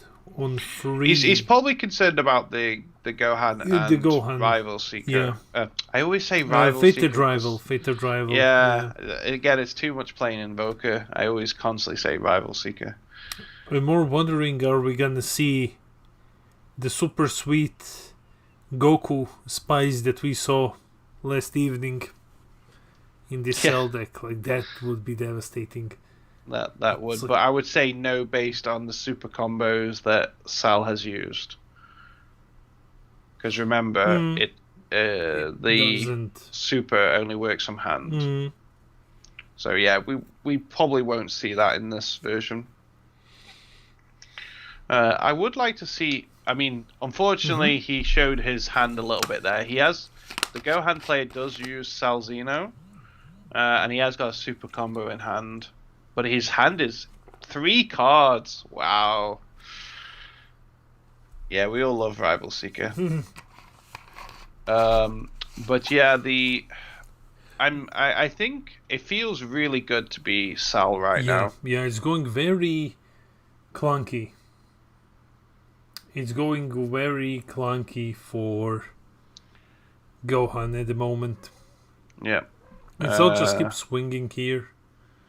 So this, I don't think this is crit. So I assume he's going to be swinging at the battle card, which he is. Yeah, this isn't crit. So like every second swing is basically crit, depending on how he plays them. But man, like this Bardock Unison is still in play. Oh. Man, that's surprising. No, we don't do soft cheaters here. We've changed our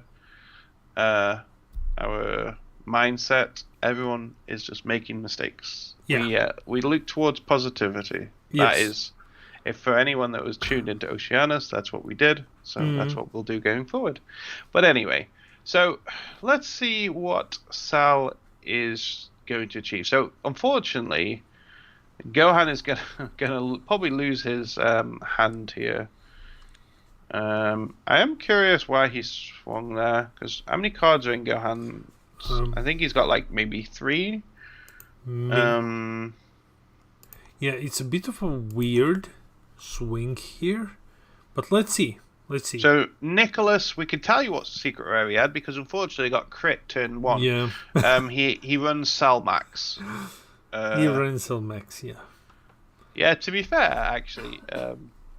Just quickly, Evan actually taught me to be more positive, just to be a bit lame for a second, because I to be fair, I remember being negative towards Evan, and I had no reason to be, and I remember he reached out to me, and we had a conversation, and we aired it out, and it was, and ever since that we've been best of pals, and we talk about invoker, and I I enjoy believe his you friendship. do. So again, Evan, I'm sorry that how we started, but I'm happy where we are currently. There we go. That's my lame thing for today. I can imagine, like morning phone calls, messages between Peter and Evan, like, hey, have you played Rival Seeker today, mate?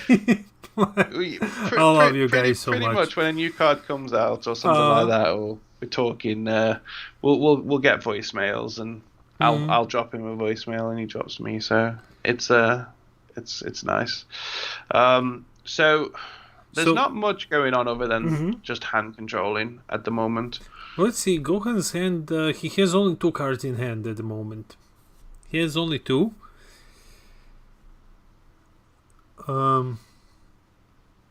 And Cell is on what now? He has 2 opened energies from what I can see here.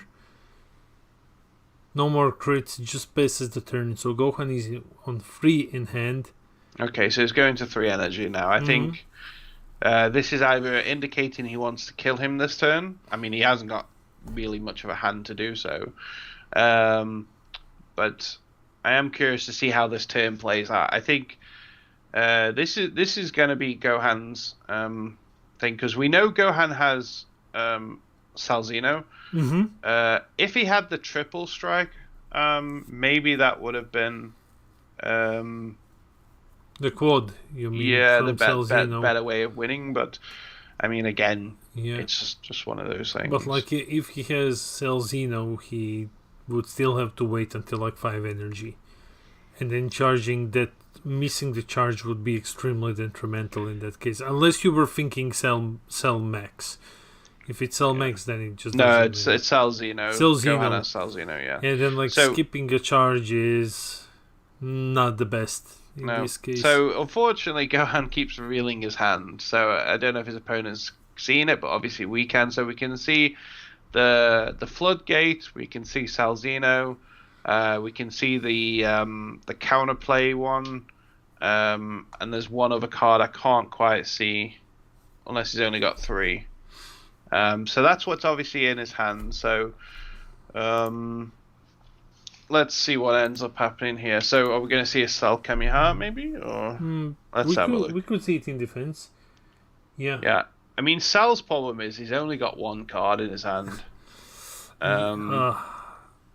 So this could be a turn where Gohan actually comes back, Yeah, I don't expect that he's gonna win this turn, but he's definitely going to come back in a big way. Because what can that 1 card be? It can't be that useful. I mean, I suppose if it's a dormant, because he'll then take a life and then he's able to use dormant. Only in that case. Otherwise he's just gonna chill. A lot of happy accidents. Yeah. I was just reading Tom. No, mate. Happy accidents. Exactly. Positivity. Unless it's round 6 and I've had it every single game, and then I'm allowed to be not positivity anymore. Yeah. Then you are allowed to not be positive. I will try and be more positive, because it could be, there's a small error. But we'll see. We'll see if I can keep that up forever. We'll see. For now, that's what I'm doing, and then we'll see. Trying to turn a new leaf, kind of. Yeah. I get you completely. I'm trying to be positive with, new spoilers and stuff. It doesn't really suit me perfectly. It feels a bit unnatural, but okay. Okay, so he's doing the Goku Gohan here. He has awakened. Swinging, he's killing the Bardock Unison. Yeah, that's fine. That's fine. And now I believe he's just gonna start swinging at Cell. He's at 3. P1 for Android 16. Yeah. And then just immediately just place the Z Leader under it. So next turn he's just gonna Z Awaken here. The problem is his cards on the field are pretty small. Yeah, there is Shen. Okay, I don't like think this. I don't think Shin's gonna really matter here. It's just for the draw one, and then it's combo. Because that's all it's there for. To be honest.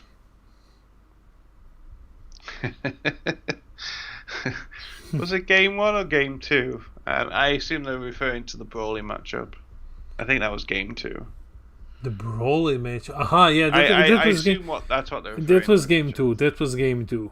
I don't even remember what we had game 1. So Tom, go if you can go check out game 2, like and subscribe. Yes. What was game 1? I don't recall right now. It was very early in the morning. So Gohan has a whole bunch of minis on the board. Small cards. And, we're gonna see the Z leader here. Yeah. Cell's just gonna swing without crit. He placed one under him to draw 2.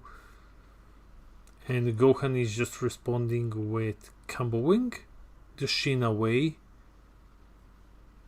Charged in Z energy. And then in comes the Z leader.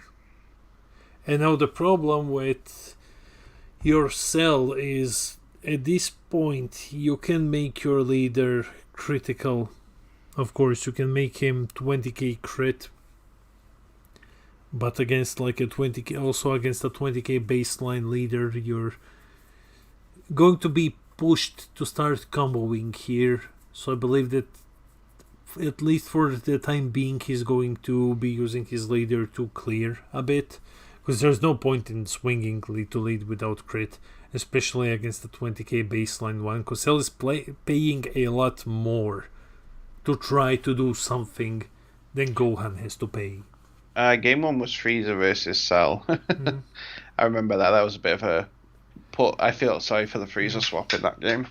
Hey Ems, yeah, everything's fine, man. Thanks for asking, buddy. So this is I love this Kaioken. It's just such a great card. It's a 1 energy, 15k crit that your opponent discards a card. It's simple, and also with it being 5 cost, it can obviously go into Zamasu, which again is another hand control card. It's just so good. I really like the way the Gohan player has played this matchup, actually. Considering he went from like no cards in hand and he stopped charging at 2.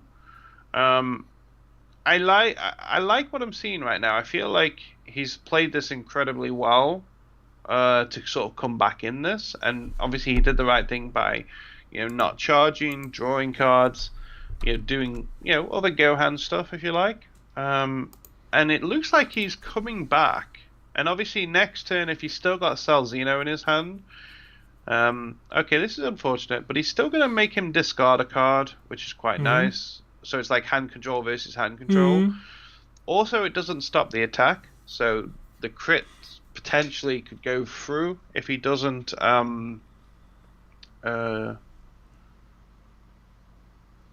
if he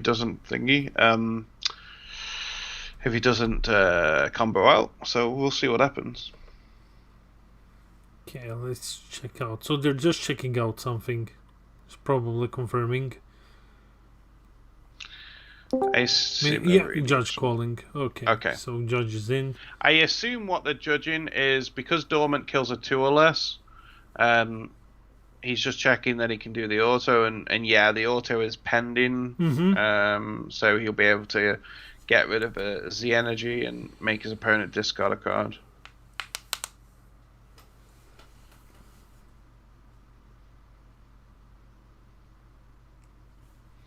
I assume that's what they're talking about based on the fact that looking at that card and what have you. Yep, there's the Z energy. Because again, the auto is pending on attack. So okay, we can see a bit of Gohan's hand here. So he has homicidal clones. He has at least, I believe that I have counted 2 Gohan negates. And I think that I also saw Paragus in there. Yeah. He really needs to keep an eye on his hand. He keeps revealing it. Obviously, we can see it. His opponent can see it. But he has a lot in his hand, but at the same time, it's not... Cell is what? Cell's on 3 lives now, if I can see this correctly. I can just adjust. Yeah. He's now on 2. So now he's on 2. Gohan doesn't have a lot of cards. No, but he's got a double strike base leader. Yeah, but he just passed. Yeah, that was it. It was dormant. It was dormant. That's what it was. He doesn't. He has a lot of negates, but he doesn't have plays. Basically, if you look at his, it's just negates and super combos. You know what though? The Gohans won this now because I mean Sal's only got 1 card in hand. He doesn't have. Sorry, he's got 2 cards in hand, or 1 if he charges. He hasn't got Sal Max because obviously that's in the drop. Gohan's hand is pretty big. And we know from what's in his hand he has negates. We also know he's got Sal Surge as well. Fair enough, he doesn't have, a way of bringing out Sal Surge, but his opponent's only at 2 life. He's got a double strike base leader. He's got a 19k crit on the field. There's going to be ways potentially to get Salzino out as well. One thing I think Sal could have done more this game is use the double strike on the android card to give his leader double strike crits. I feel like that's one thing he should have done this game, which he wasn't doing. He's gonna swing crit. He's going to force his opponent to discard 1, but his opponent is just replying with homicidal. Yep, I like this. Well, he can activate main and then just pop it. Yeah, I'll on the Cell, yeah. And well, Gohan is also on pretty low hand size. That's why I think I would have preferred the floodgate counter, because we know that Sal's still got his popping ability. Yeah, no way, but he didn't use it. But that's what I mean. That's why I would have. Oh, right, because he's comboing. Because if he just went with his floodgate, that would just stop Cell dead in his tracks, because he has only one in hand. Yeah, maybe he just wants to do it next turn. Also, it looks like he's got Fated Rivals in hand as well. So, yeah, this I think Gohan wins here. Easy. Let's see. So now he's on 5. Okay, he charges. Yeah. Okay, so there's the Kaio, which makes him discard his only card. And then he swings 20 double to lead. 20 double and it's game. Yeah. Ooh, it was token negate as well. Okay. I mean, I don't think the token negate would have mattered. But still. Well, that's the end of round 3. Gohan wins against Cell. It was a cool matchup. Yeah, I enjoyed that. I liked the fact he went down and he stayed at 2 energy, and then he saw whatever he saw to change, to decide to go. Because I can only assume, based on the way I would tackle it, reason he stayed at 2 energy for 2 reasons. One, because his hand was getting murdered, and also if Sal was running the Cooler and the Piccolo Gohan combo, it shuts that down, which makes it worse for him to come back. So I think what his game plan was to build up his hand again, establish field, and then go up and charge more energy. I think that's what his plan was, and I think he played that perfectly and beautifully, to be honest. I was impressed. All right, guys. So we have, I would say, about like 10 minutes. So 5 left and then 5 overtime. So we will see you guys in round 4. Yeah, we'll see you guys in round 4 in about 10 minutes.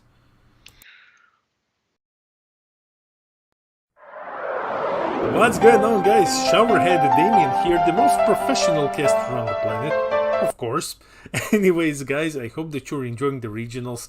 I'm just jumping in to show you something cool. Right now, I am at Runic Dice video game studio. We are creating a game called Nano Kings. Think steampunk technology Vikings beating the crap out of things. Just like super heavy metal steampunk Vikings smashing things. It's insanity. Anyways, guys, I'm gonna show you the trailer. If this is something that you would be interested in, please check out our Discord and wishlist us on Steam. Links are in the description below. This really helps us out a lot. And yeah, jump into general chat if you wish. Let us know what you think and stuff like that. You know, let's just show you the trailer, and then I will see you at the next round.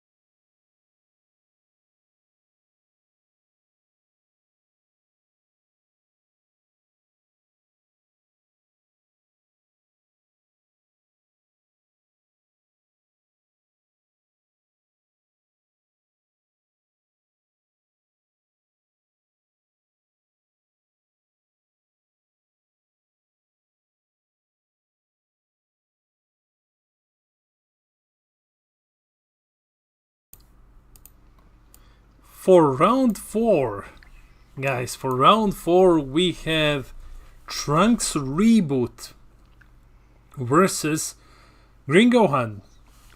Yeah. So it's the same Gohan we saw, I think, last round, I think.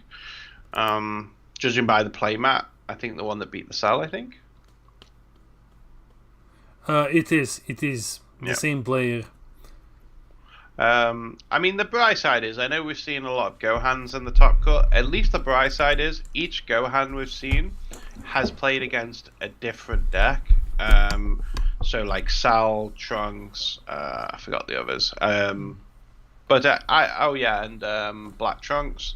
Mm-hmm. So we have seen multiple different colors and decks. So at least there's a variant there, and it's good to see how the other colors play against Gohan.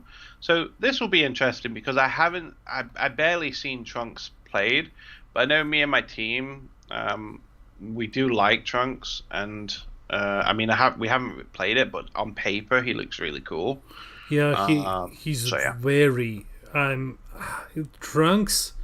Right now, if you ask me like, hey Damian, give me blue leaders, I'm gonna tell you Soul Striker, Android 21, BT20, maybe depending on your region, but like definitely Trunks Reboot. Trunks Reboot is, I think in my opinion, he is the blue good stuff leader. He's playing a different game than Soul Striker is doing. They're both blue good stuff, but Trunks has a bit of a longer gaming plan. But he got very, very good after Oob Aether Drop was introduced. Like, that one was a huge power boost to the deck. You can also awaken at high life, and he has that alternative awakening condition as well. Plus, Gohan can't crit him, and crit is a big thing that Gohan does. Yeah, exactly. It's a really cool call, and I really like the Trunks deck. I'm looking at the list, and it's the typical sort of blue good stuff, and it's a shame because obviously I really like the Trunks archetype because I used to play it in the original Trunks. Obviously they changed the rulings to do with, well, I guess change is incorrect. Technically they clarified the way Revealing Life works, and obviously it made the cards that they made for the leader absolute trash. That's why I want to kind of think also they changed the rulings, because why would you bring out support, especially TPs, if they don't work with the leader properly? But either way, we know how it's meant to be now, and unfortunately the support doesn't work for it. Yeah. So let's see how this goes. So yeah, Trunks has the big advantage of not being critted here. He's still gonna take damage, but at least he's not sending his lives to the drop area. And there is the newest Oob, which is just absolutely bonkers. Thank you, Ems. Thanks for the support. So yeah, guys, we're having it. I wasn't planning on it, but we're having like a double upload week next week just because we have so many regionals to cover and spoilers and stuff. But let's dive into the game. So it's turn 2. So Trunks went first. Gohan did his standard turn 1 to get Vegeta and Trunks under the time chamber. We see one of the Android 17s charged into the Z energy, so I'm thinking like another one is likely in his hand. And Gohan here taking damage from the leader swing. Yeah, I like that. And this is just a cantrip to draw and then combo away later to defend life. Exactly, we're just going to see the Trunks good stuff. And I really like the Awaken, how easy it is with is he using the old one? Oh no, he's not. So I was just double checking it again. So yeah, because when a player's life is at 4 or less, or a player has 3 or more of the energy, you can awaken and you don't go down on any life. And that's what's crazy. Like again, we saw a similar thing with Soul Striker back in the day, where you could awaken at, in theory, 8 life. Obviously, it didn't necessarily always work like that, but in theory, you could. And obviously, he got errated. Fair enough. You could argue a bit more power creep on that one. But with, Trunks is a similar leader. He can awaken at 8 life in theory. And he's also got some really cool abilities, like he can't be critted because he can reveal the card instead and add it to his hand, for example, which again is really good against obviously hand control decks, especially because Blue's weakness is hand control. And he's also got a really cool activate main, so he just pays 2 blue, he draws a card. So bear in mind he swings and he draws a card anyway. But he draws a card and then he chooses one of the opponent's battle cards, places at the bottom of the owner's deck. And then this one probably won't come up a great deal, but if he had a mono blue Z battle card that costs 5 or more, he gets 10k and double. So I doubt that really crops up, but it's a nice little extra thing. And then he gets to untap one at the end of the turn anyway. So, but that's part of the swing on auto anyway. Different auto, sorry. We can see Trunks now charging his per Z energy. So he's playing extremely defensively. We just seen him play 2 pseudo super combos and now Goku super combo as well. So he's being super defensive right now, which is the same thing that we are also seeing with Soul Striker. A lot of these pseudo super combos seeing play at the moment. And in comes Black Smoke, getting rid of Vegeta loved ones. And what the fuck is this Gohan's shuffling method?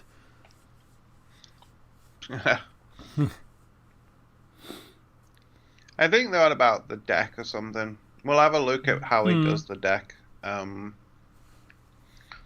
the next one, because again, we'll have a look. To be fair, I haven't really paid attention much. Yeah, me neither. Not to the way someone's shuffling their deck anyway. Yeah.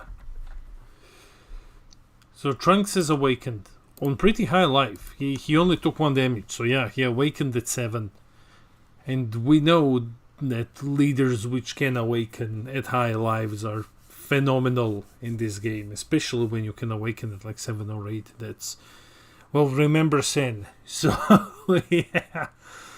And that's it. He's just passing with 3 open energies. Okay, Gohan charging his KO cannon. Well, seeing Trunks' hand, I think it is a good call at the moment. Getting rid of all of those cards is gonna be a bit hard, especially when you can't crit him anymore. What's Miguel saying? Miguel continues saying that Trunks is tier 0 broken. Okay. Realm of the Gods. Okay, awesome. Nice little defensive tool. Yeah, I love Realm of the Gods. People forget about it sometimes. And it's just such a nice, like, cheeky, get rid of a 2 cost or less. Normally bottom deck, but if you do it obviously on a Z battle card, it gets removed, so it's quite nice. Let's see what. Okay, so Gohan's discarding a card, that's sound. Okay, so here is... Oh, Deborah. Nice. And again, this is the blue good stuff where it's like you're not limited to what you put in the deck, and you're just going to build up a hand and just sort of play the more grindy game. Okay, so he has managed to awaken. He's going to pay 2, and in comes the boss monster. Well, good thing is, let's see. Good thing is that Trunks should have some sort of an answer here. Yeah, the blue deck, I'm just going to check, but obviously you need Mifubas, because this is what you need to deal with. I mean, it's the only answer Blue's got now that Dirty Burst is banned, which is a shame, but, it is what it is. And again, he's discarded another Deborah to play this. which is great. I mean, he is tapped out now, which is unfortunate. However, I mean, if you think about it, he's drawn quite a few cards. He might take the double here, unfortunately, but we'll see.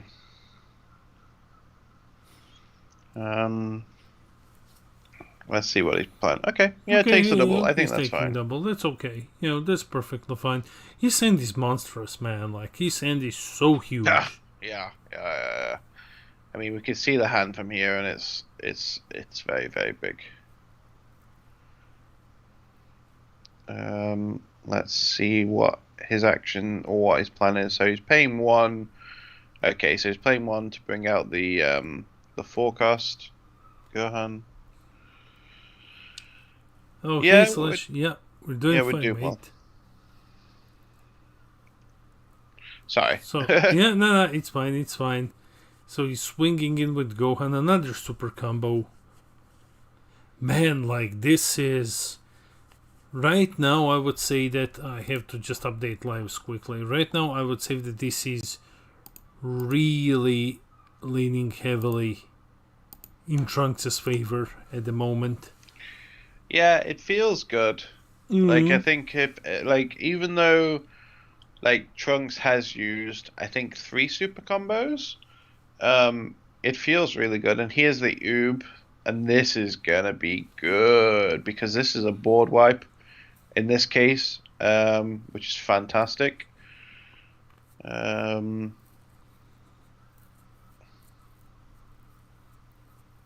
Cool.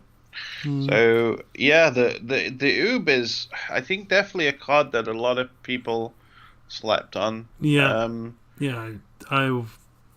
the Oob is definitely probably one of the best cards from the newest set. If you're not looking at like strictly Gohan and stuff, Oob is definitely up there. He's going to hard carry blue for a long time, man.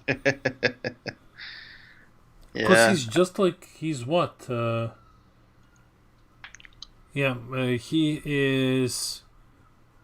2-cost basically.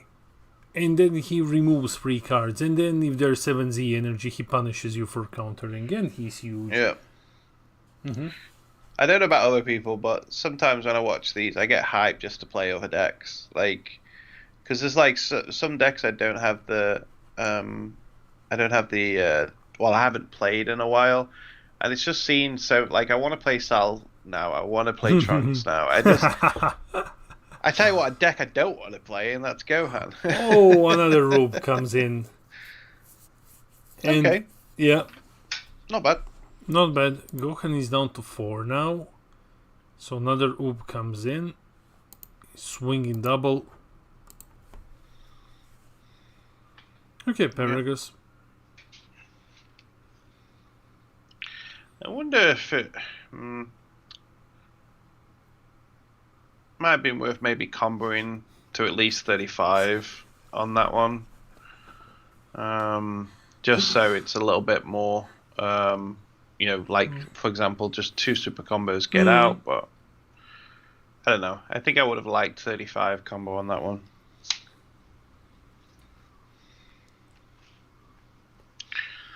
I mean, Trunks' hand is quite big. But then again, Gohan's hand is not small either. No, it's a decently sized hand as well.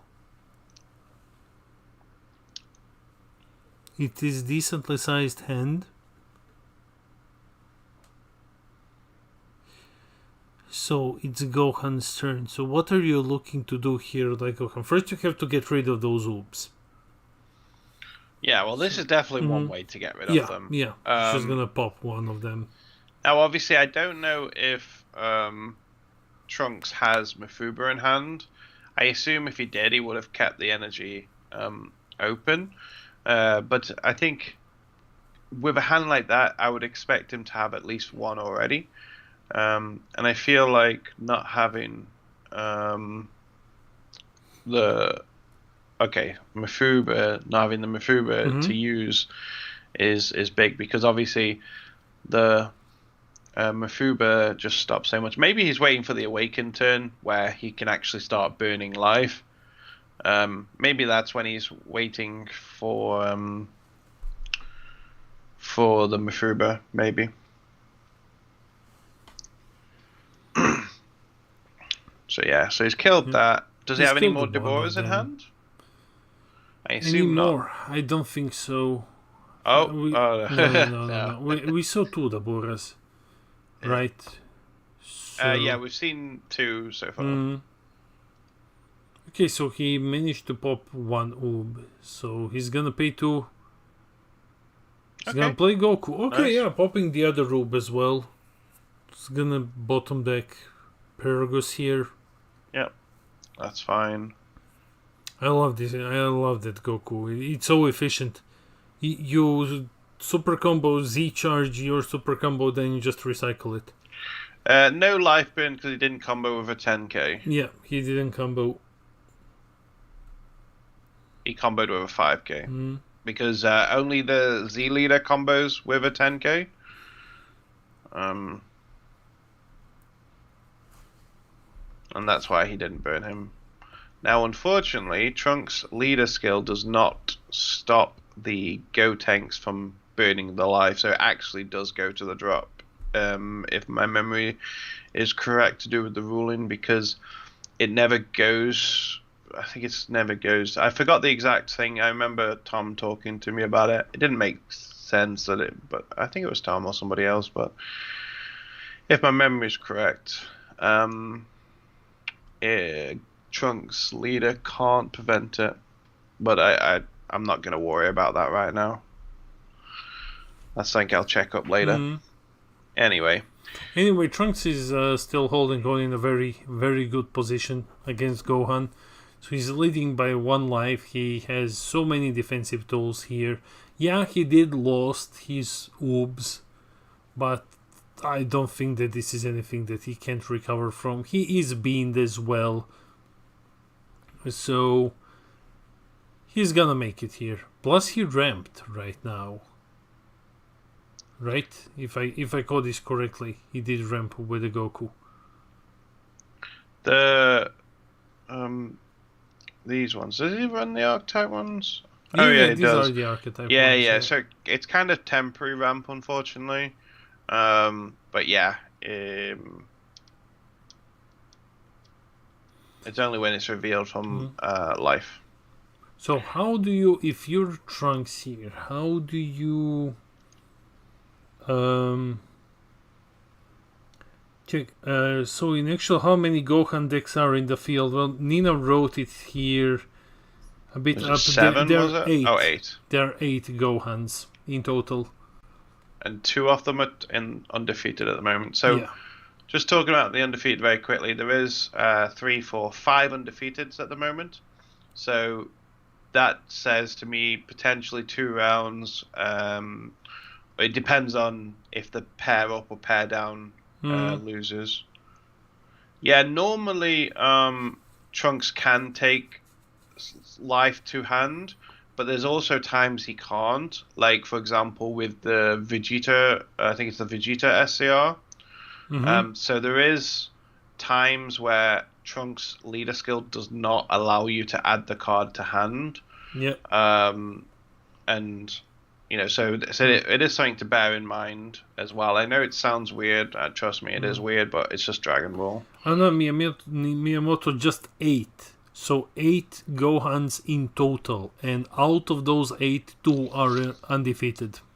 So we're watching 1 on table 2, and there is 1 on table 1. You're like, for 40 players, 8 Gohans. That's still a small number of Gohans.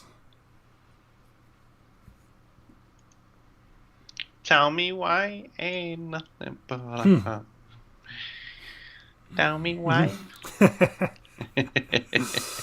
Okay, so Gohan is charging his 5th energy. So what I'm wondering here is, okay, Gohan is under Oob's effect, the 6 drops.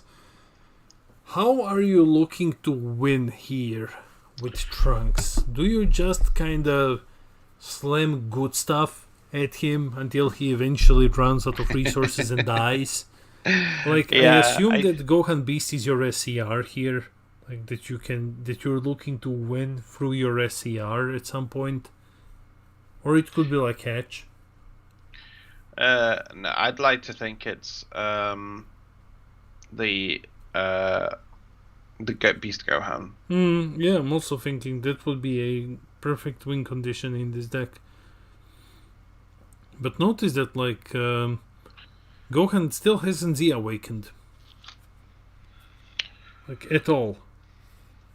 True. Which makes his life burn effect basically undoable. I mean, it's not undoable, but you're not gonna be hard paying one. Yeah. Yeah. Give me 2 seconds. I'm just searching for something very quickly. Yeah, sure.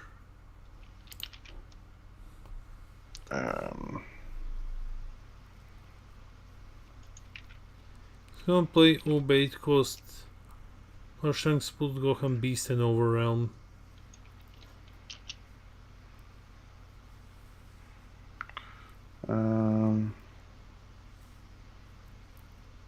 Okay, that's fine. Okay, I'm back with you now, guys. So where are we currently? So yeah, so we're gonna see the Z battle card to bring out the Android 16, which is good because obviously the the Z leaders underneath it. I think the way Trunks wins this is literally just outgrind him, because he's not gonna have threats for days. Trunks is just gonna keep growing a board. He's gonna keep growing a hand, and I think Gotenks will just run out of steam. But we'll see. I think it's going to be a long, grindy game. We're definitely looking at a long, grindy game here. I mean, look, it's turn 5 and he's just getting ready to see Awaken now. It's a long, grinding one. Though Gohan can still put a lot of pressure out of nowhere if he swings uncountered and then just does his SCR. If his SCR is the Goku one that can threaten free damage, so Gohan has more ways to semi-speed up the game, while Trunks is playing a more grindier control matchup here. Not saying that what he's doing isn't working out, like it's working out perfectly for Trunks. And like to be just a little bit biased, I want to see Trunks win. I want to see Trunks in the finals, so that it's not like Gohan versus Gohan or something. Yeah, I would like to see that as well, to be honest. I mean, it looks like I don't know if it's the finals, but just to give an update on the French event, because I think it was top 4 not long ago, which was it was just Android 21 against Gohan and Android 21 won. Mm-hmm. But what I'm seeing right now is Launch versus Android 21. That seems to be the final. I don't know if it's because it's hard, like there's no information to really judge by other than random bits. But my old teammate would be very happy at launch because he was very good launch player. So, but anyway, we're talking about Latin at the moment, but that looks like the French one might be quite an interesting event. Let's see what happens. So he's what's he doing with the Also, what'd you say, John? The Zondo playing launch, maybe? Because I'm not following Twitch. Actually, I can check it out on the laptop and just quickly jump in and see who's playing what.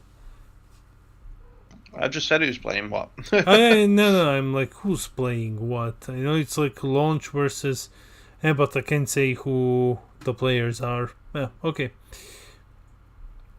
Anyway,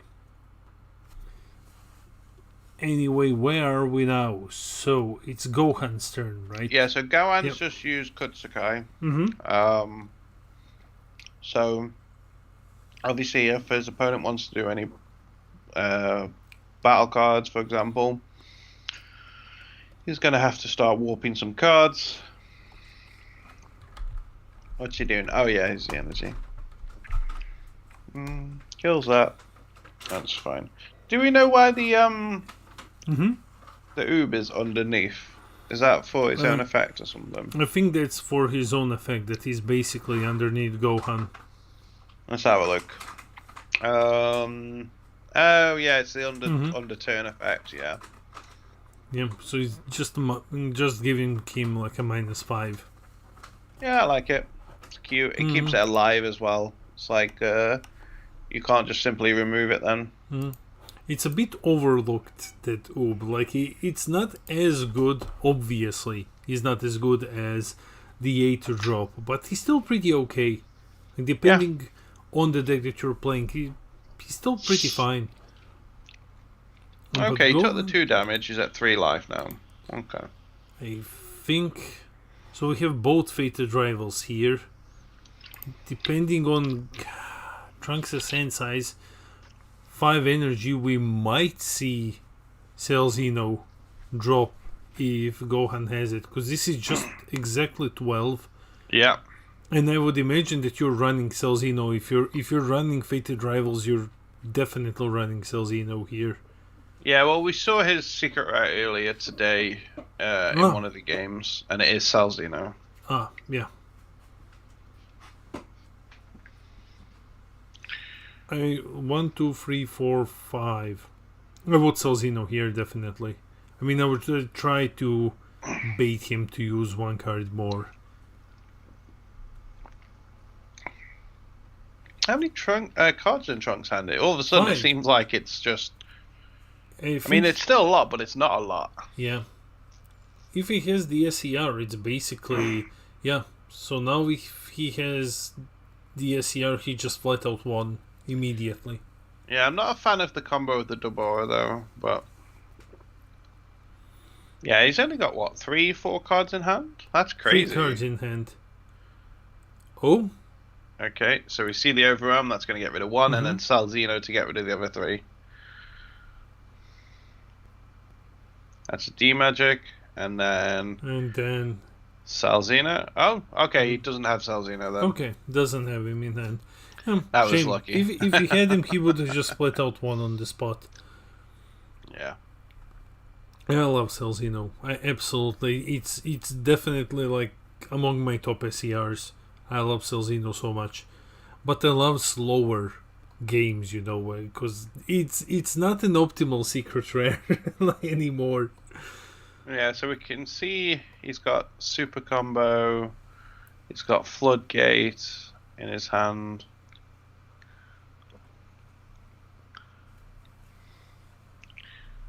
I am concerned with Trunks' hand here. I mean, I don't know where the hell it's gone, but it was a decent size. Literally, it felt like 2 turns ago, and then all of a sudden, it's like nothing. It's really Piccolo Fated Rival, basically.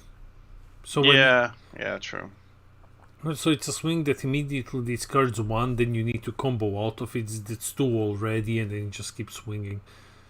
Baby Golden Avenger, counter. Okay. But he's countering what? He's countering Oob's. No, he's countering the negate, bro. Yeah, but on which swing? On Oob's swing, basically. On Oob's swing, yeah. The Gohan player also still gets to draw as well. I don't think he drew from the counter.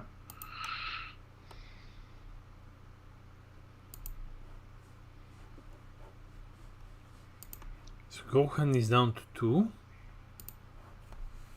Because Oob is just single strike, right? The 6 drop. Yeah. Ooh, lovely overarm here. Okay, nice. That's definitely needed. Gets rid of the token negate. Yeah, Miguel, I agree. Not every game in green goes to turn 5. Swings 30 to lead.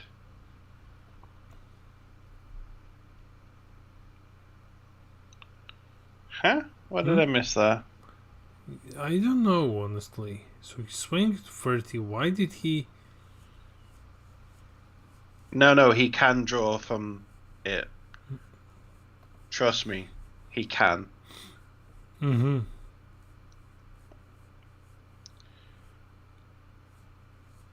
Because unfortunately it's an auto. It's kind of again a dumb ruling, and this is where, guys, you need to spend the time learning the rules, but also spending the time on. I'd recommend the judge forums and seeing what the head judges are answering questions. Yeah, I don't know why he didn't pop the token with Overrealm. Yeah, but yeah, because these are the things that are going to win and lose you the games. So like for example with the Gohan card, if you counter it, you still draw for it, and also the limit 1 doesn't get triggered. So if you had another one, you can still use that on the next swing.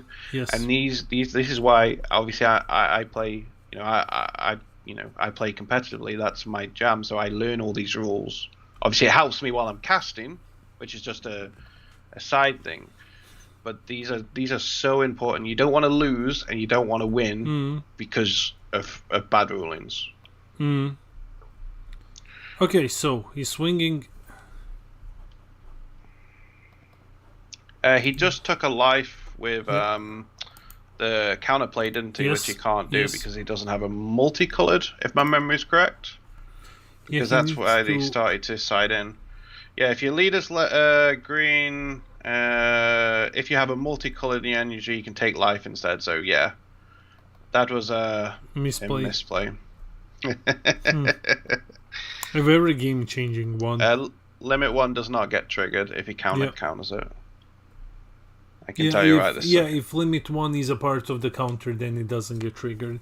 Yeah, because you never go to activate it actually.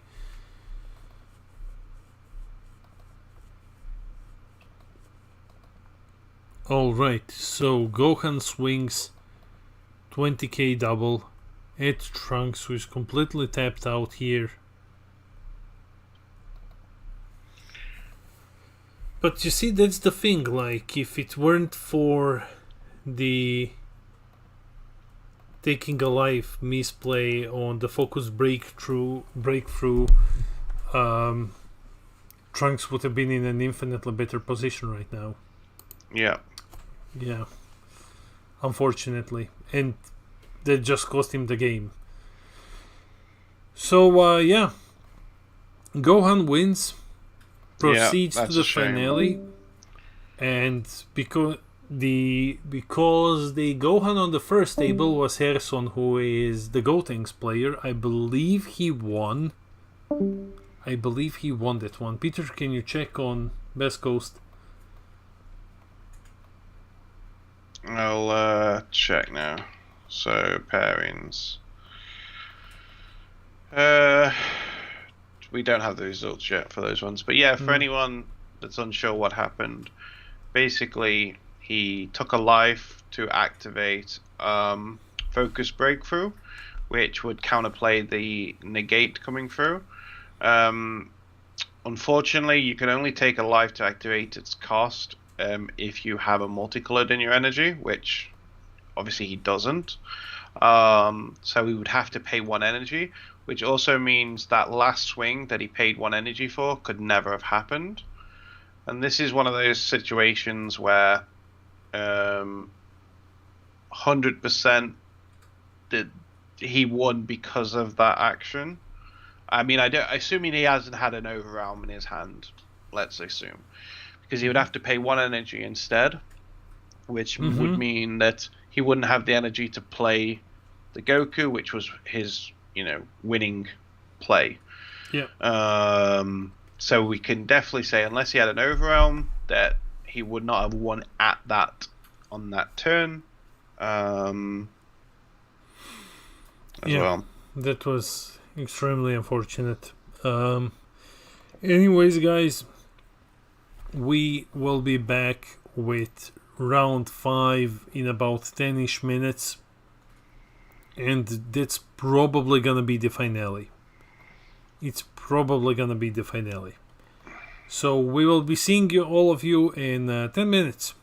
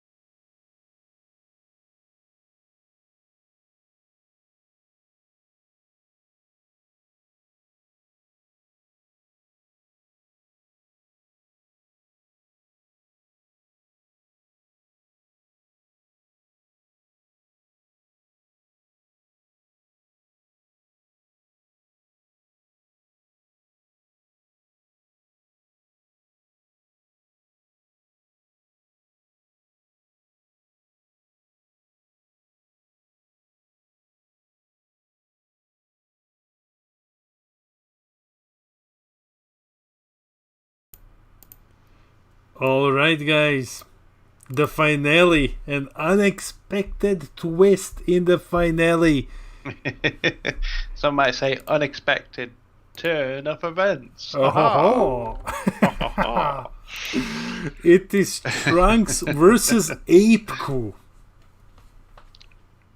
Yes, Gohan, again, just a thingy before we start playing, because we don't want to go over it too long, but yeah, obviously we highlighted it to the head judge, and obviously it was the game-winning turn, so it wasn't like he made one mistake mid-flow, and then 6 turns later he won. That play allowed Gohan to win at that point, assuming he didn't have an overarm in hand. So I don't know what the head judge did in terms of to decide what was the correct course of action. I don't know if the opponent just decided to give him the win. I don't know. But the good thing is we've had 2 games today.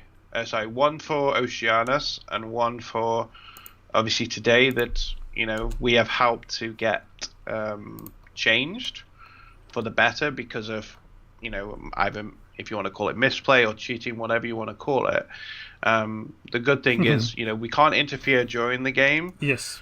All we can do is say, as long as we're 100% sure that this has happened, because that's the thing. We're not gonna, in the nice way possible, listen and we're out 100% knowing for a fact before even bringing it up, because again, we don't want to look like dicks to the head judges.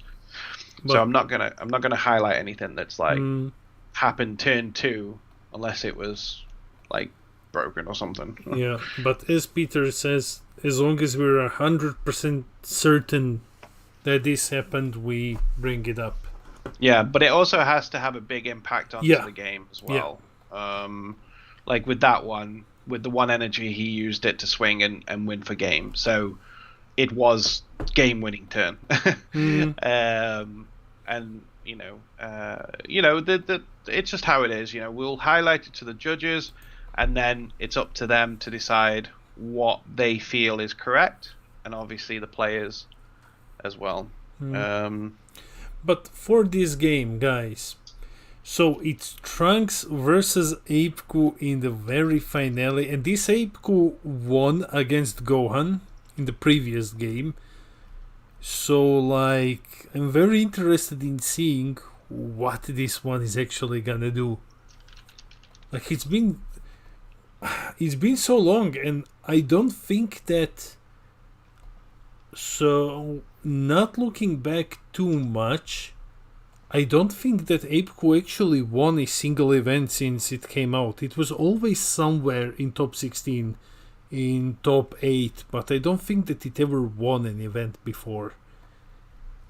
So this could be very interesting if you ask me. Yeah, it is a weird one, because like you say, he's had support, and it is a decent deck. I think the problem is it's just the engine is too big, the unison is too squishy, you know, and I think that's the problem. 1 second. Oh, I'm just replying to that, Judge. Carry on speaking, sorry.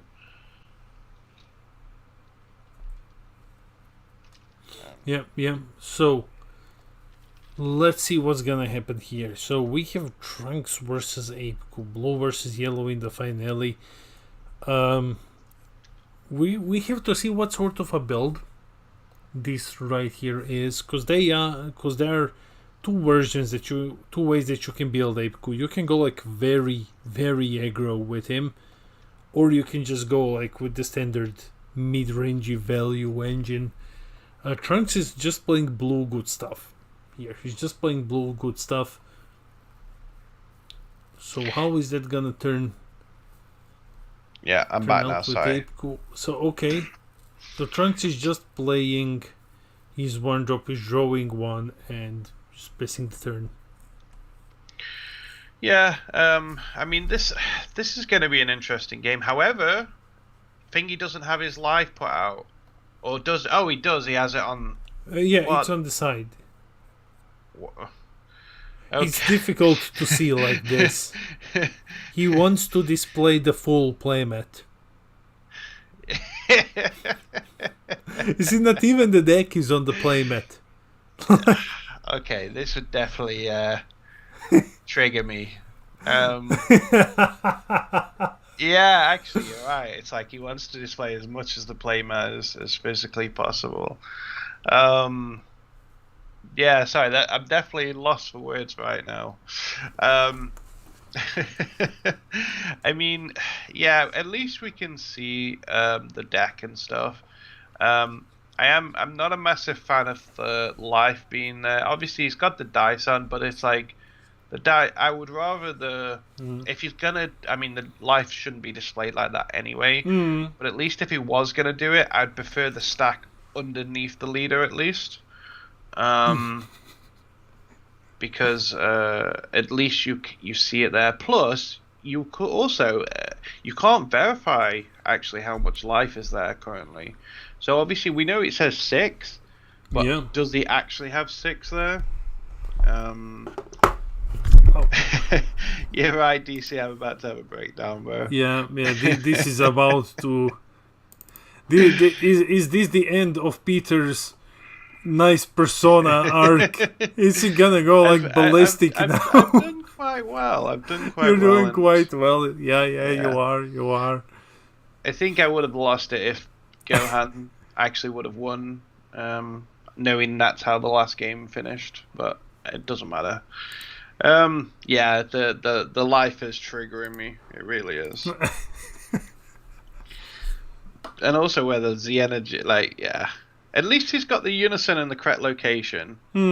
I mean, his Z deck is again off the field. I think he does want again. I don't know these players personally, but yeah, I think you're right. He wants to display as much as this playmat as physically possible.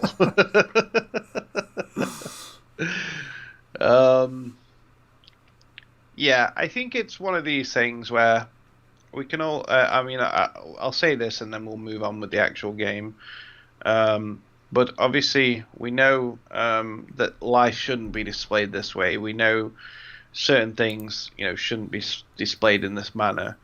It is, and his opponent, I guess, doesn't mind. It shouldn't be like that, but obviously, that it is kind of up to his opponent or a judge if they come in to say, "Luke, you need to sort it out." If I was him, the Trunks player, I definitely would be like, "Bro, sort your life out, mate." But let's not dwell on that. Let's enjoy what a great game this is going to be. It's great to see Trunks in the final because it's I don't think we've ever seen Trunks in the mix. I don't think that we have seen him, but he did win something recently. Did he? I think he won something and didn't. If anyone here remembers, didn't he win something in NA, maybe? Because I don't have my data in front of me, but I think he either won or he got like top 4 or something in this meta game, I believe. I'm not sure. But regardless, happy. And yeah, that's a good fact, actually. 2 reboot leaders. That's very interesting. I mean, again, we don't see these too often, so I'm happy that we've got them in the finals. It's going to be an interesting game. Let's see. And I think that what happens? Out of all of them, I think that Apeku is the only one. I think Trunks won at least one event. I think even Pen won. I think Apeku is the only one out of these starters who hasn't won yet. Though I'm not sure about this, because I don't have BT18 and BT19 data. But I've... okay, we got the world champ in the house. Yeah, woo. Hey, Philip. Hey, mate. But yeah, you said Trunks got second place in Italy. Got second in Italy, yeah. Do we know what event that was in? It wasn't regionals like fairly recently. We're supposed to have that breakdown very soon. I know that I did slides for it. Fair enough. So let's see what the plan is. So what does that one do again? I've seen. Let me just go and search for it because I know that's I think it was a world tournament martial arts card, the Goku. I think it's the one that plays with the grandpa, I think. Let me just check. It's been a while it's since unyielding something, right? I'm pretty sure so. Let me just see what it does. I remember, I think it's like it gets some power boosts of some kind if it's got grandpa. I doubt he's running the grandpa. I think he's just doing it as another target to play from the unison, which is good. Yeah, I don't think he's running the grandpa. I think it's more that this deck just doesn't have enough of these Gokus. Yeah. Because there are a few targets, but they're all like very bad. Yeah, so it is Explosive Spirit Son Goku, Barrier Blocker 10k. When you play this card, choose up to one of your opponent's battle cards in rest mode and KO it. And then at the end of your turn, you switch into active mode. No. That's the normal one that they have. Because that is normal in this deck. The other one is the Unyielding Victory Son Goku. This is it was from World Martial Arts Tournament Theme Booster. It's got a barrier. It's a 3k 15 barrier. Activate main. That's where you can choose Jackie Chun, switch it to rest, and then the rest is irrelevant. Yeah, but that's not the one that he has out right now. He has no, but it's the one he searched for. Yeah.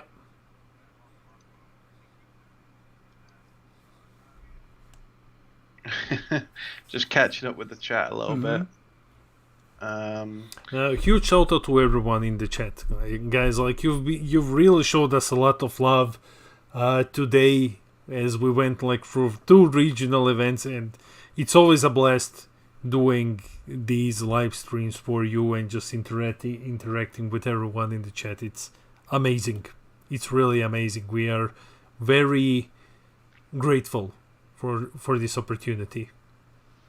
Yeah, the Trunks Cheetah really needs a bean here, because obviously these are all 15Ks, and obviously on a Awakened Leader it's equal, where it's like if you have a bean, then at least they got a combo card. How much the energy does? Oh, it's the 6 drop, not the 8. Ignore me. Yeah, it is a 6 drop, so you're just gonna go under the leader. What does the 6 drop fully do again? If it's your turn. Yeah. It's basically, it goes under the leader, gives him minus 5k, and at the end of your opponent's turn, he just kind of goes back to your side of the field. He doesn't have any strike skills or anything. No, but I like it because it helps. Because when you're against a really good player, they can manage the energy, so the 8 drop doesn't really come out. So the 6 drop actually helps to also facilitate getting the 8 drop out, and it's also removal too. I mean, the only flip side is obviously the Apeku has a lot of barrier cards, so I'm not quite sure how effective the actual removal aspect will be. But it's going to be decent. Jeffrey is asking me, am I hyped as a green player to see new Brawly stuff? Jeffrey, yesterday I did like half of how to play, like what we could do with, leader and stuff. The moment this tournament ends, I'm rushing to do the other half. I am so unreasonably excited for Brawly. I'm so excited for Brawly. Yeah. Like, I'm really hyped to see this deck right now. Yesterday it looked weird. Today it looks weird. It has some stuff that I don't yet understand how and why, but I'm very, very hyped for it. So looking at the Goku, he's got the 8 drop Goku, which is a really good card. I forgot its name now, but obviously when it swings, he can tap down a card, so tap down energy and stuff like that. This is a card that, 100% can be used really well in this deck, because you've got obviously the 1 drop battle card that we can see. So there's a lot of cool effects there. Baby Unison, interesting. Nice, I like it. Simple draw 1. Swings 15k.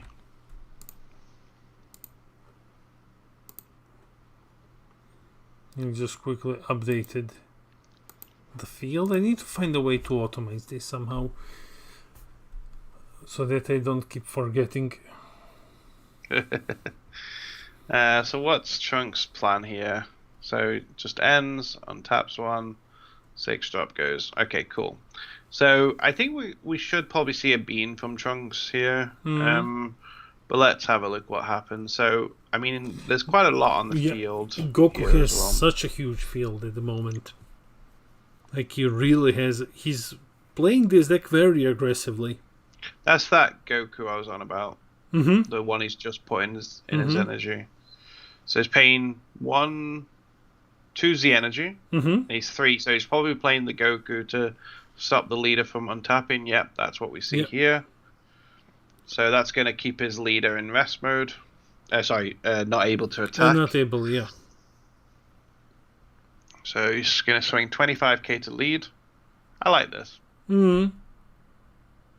25k single, though this guy is amazing. He's deflect the barrier. He has a ways of shutting down your cards. If he was just a little bit cheaper, he would have been absolutely phenomenal. Now the question is he swinging into lead or into unison here? That is the question. Let's see what his plan is. Because, I mean, it's only got 5 markers. He's definitely got more than enough swings.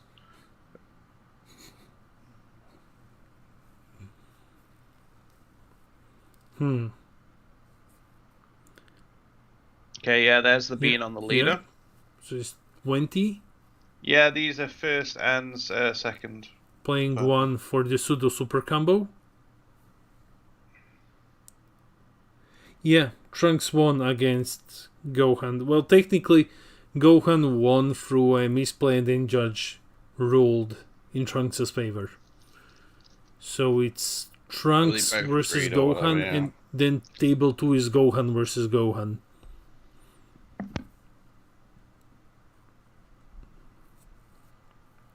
And now here comes... Yeah. I would say we're probably going to see a unison. Well, I was going to say it's unison killed here, but unfortunately, the android. Oh, actually, how much the energy does he have? I would say 3. If the energy is under his.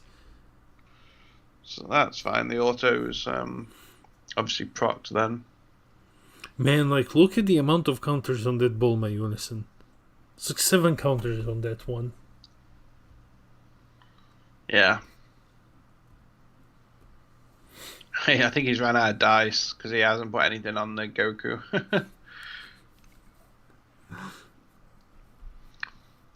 So let's see what his plan is. I mean, I guess he just passes here because, I mean, he's under defending friends floodgate effect. So there's no reason to carry on here. You may as well just end. And that's it. Jeffrey, super briefly, basically he played Focus Breakthrough for free when he couldn't do that, and that created a game state in which Gohan won. Like, that was it. Is the finals time the best of 1? Yes, it's time the best of 1. Yeah, because it's not top cut. It's just Swiss, no top cut. That's why it's still timed. If it was a Swiss, a top cut, then it wouldn't be timed.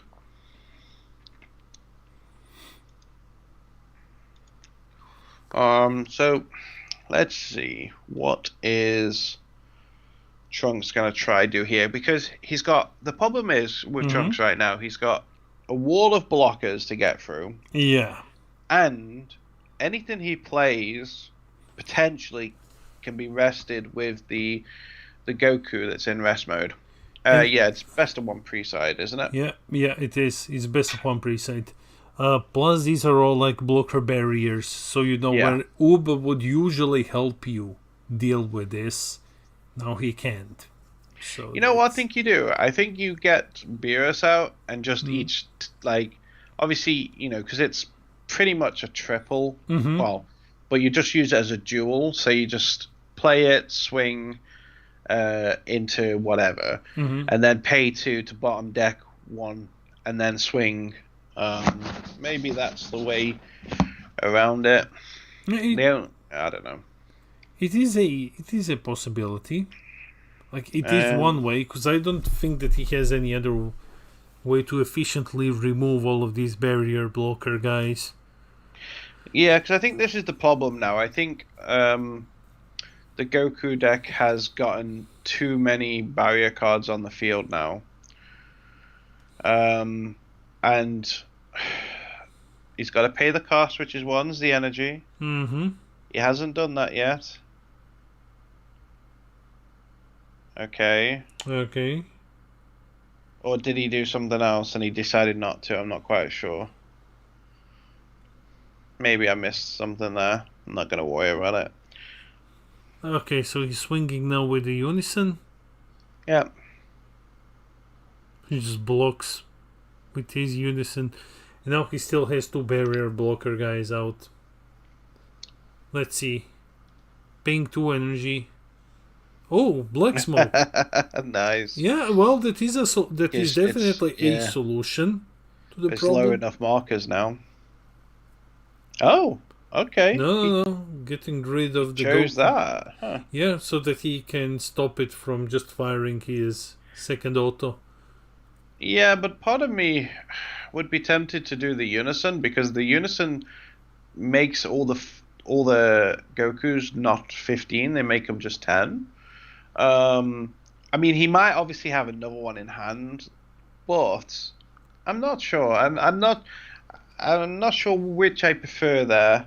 I think they're both fine answers, because at least with the Goku, that can be answered with Beerus, where the Unison can't. But it doesn't matter. He's got Beast Hand anyway, so that's the real reason he did it then. Yeah, I would have He did the. Sorry. No, just go, man. I would have still went for the Evolved Defender, just to kinda, because Unison is too easy to replace. It's not costly to replace, and I would guess that this is his only Evolved Defender now. Well, it's not that. It's more the fact if he chose the Unison instead, then what would have happened is the Goku would have arrested the Beast Hand, and then that would have, reduced an attack, etc. So now that we know all the information, that was 100% the correct play, as well. So Beast Hand. Interesting. Crit. He's putting back 2 of his obviously his Gohan and his other card. Okay. Interesting. So he's definitely going for game, I think, this turn, or at least putting on so much pressure that it feels like game, I guess. Oh no, his Trunks' camera frozen. I think so. Okay. No, it's fine. It's fine.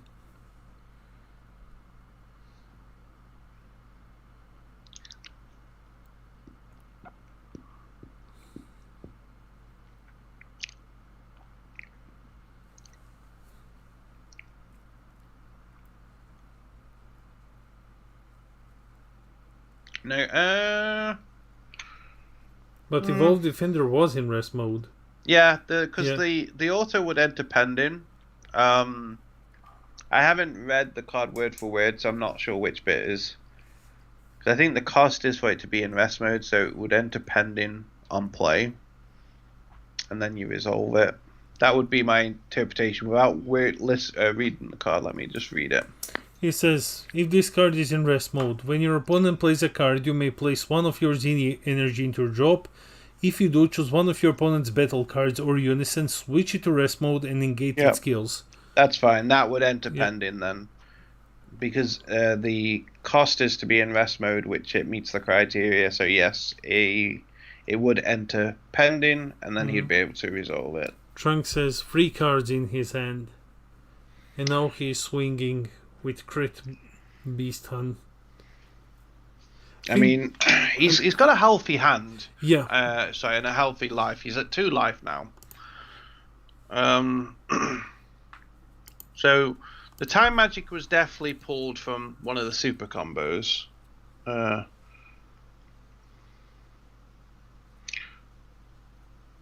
cost is trigger on this, because the trigger is in rest mode, because don't forget, his auto, like, he would play the battle card, then both autos would enter pending. So he's already paid the cost by being in rest mode. That would be the way I would rule it. And that makes sense to me because it's in rest mode. And it would enter pending because it wouldn't be bounced back until the auto resolves. By the time the auto resolves, both autos are in pending. But, you know, regardless, it's irrelevant at this stage. But that's the way I would take it as a player. So what we have here is Trunks did like a very big turn. He managed to get his SCR out. He managed to drop Apeku down to 2 lives. But unfortunately, it just wasn't enough to kill him. And now Apeku is just going to re-establish his board again. Yeah, but it's going to take him longer to re-establish the board because the thing is, the barrier blockers you can only play once from the unison, and that's the thing as well. So it's like it would only get one out, and then he'd have to hardcast any others. But I don't know. Let's see. Interesting. The SCR he's running, I'm not going to say what it is, but it's not what you would expect it to be, which is quite interesting. Oh, actually, no, this is not the same player. Ignore me. That's it. It's because his deck list isn't available to view. So I just looked at a random grade 8 deck just to see what some of the main cards were. So yeah.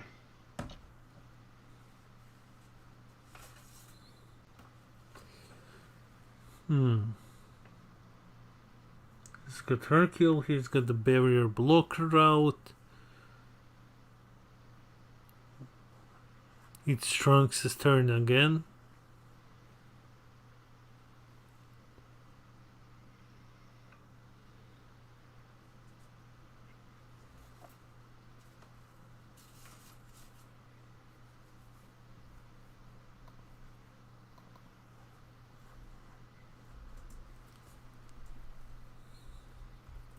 Okay, so he's swinging with his leader.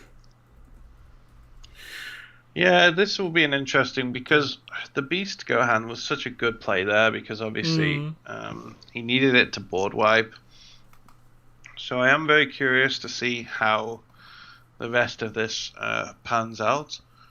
Yeah, because if you're looking at Apeku's hand, it is pretty huge right now. Yeah, but that's because most of his field came back to his hand. But that unfortunately gives him so much combo power at the moment. And we see that Trunks has already used his SCR. So he has to somehow push for 2 extra just for 2 damage. And that's it. But unfortunately, you know, even if he swings, for example, with a double strike, Trunks just doesn't seem to have the combo power in his hand. I think Trunks' hand is quite smaller than Apeku's, though I can't tell from this angle. Yeah, but then again, Trunks has a lot of cards still a lot of energy open, and he has got Z energy. It is also sitting at 6 life, 5 life. So he's a healthy life count. I think I would play something and just kill that unison here, just because it's only on 1 marker. I think that's what I would do here. What's it? Here comes the Vegito.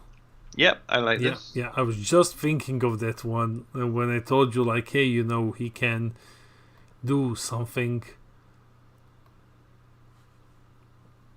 His opponent is going to counterplay with the Sin. Doesn't mean much. Vegito has every keyword on the planet. Yeah, but it is blocker. That's the key. Yeah, that's the key here. Because he still hasn't used these Baby Unison's abilities, right? No, he's plussed it. Ah, he has. Okay. Yeah, I'm just unfortunately, checking. he's plussed it. I'm just checking. So he's just going to swing 30 here. I don't think he'll combo above. I mean, he might, but...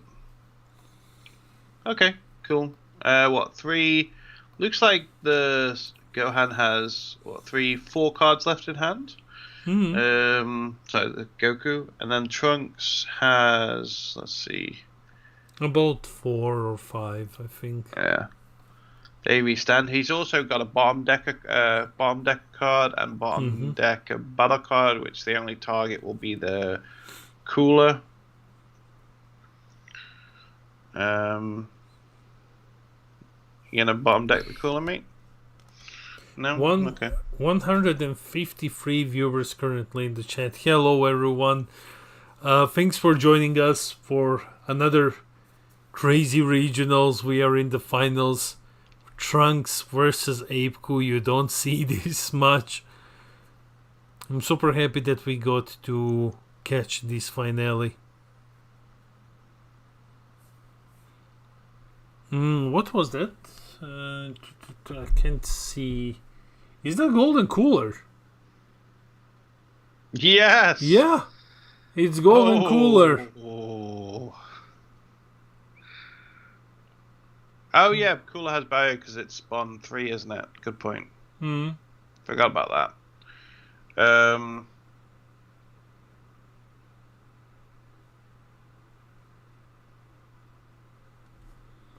Yeah. Okay, cooler SCR. Yeah, this is cooler SCR.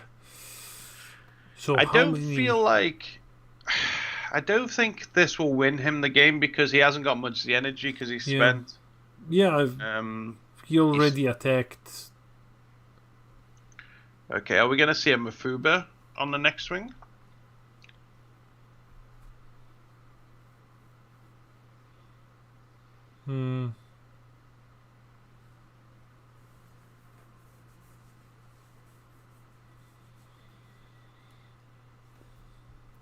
Okay, that's plus 10. So he's 25.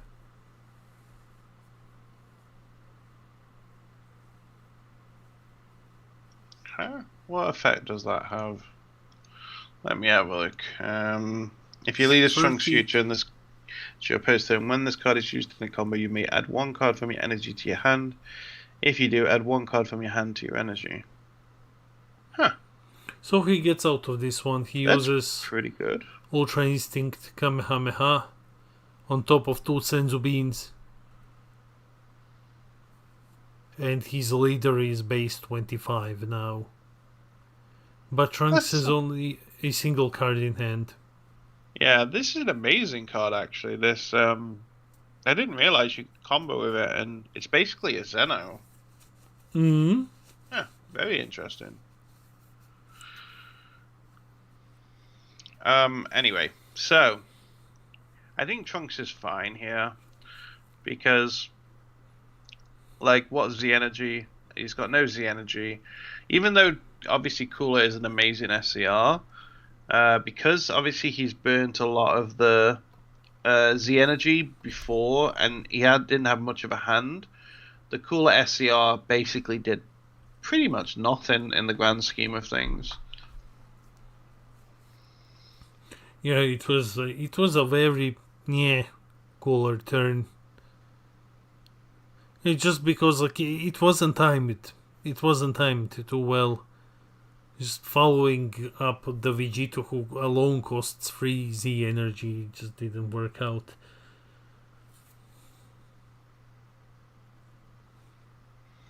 Okay, so this is where we're probably going to see Trunks win this. Because what we're going to see is we're probably going to see the leader ability to get rid of the SCR. Maybe. It doesn't need to do it, to be fair, as long as he doesn't charge the energy.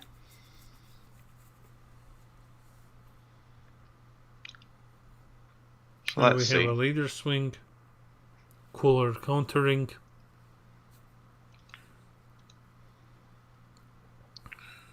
Yeah, which is nice because he can do it for free because he's got the Z battle card on the field. Trunks might win on time. Trunks, I think Trunks will win regardless.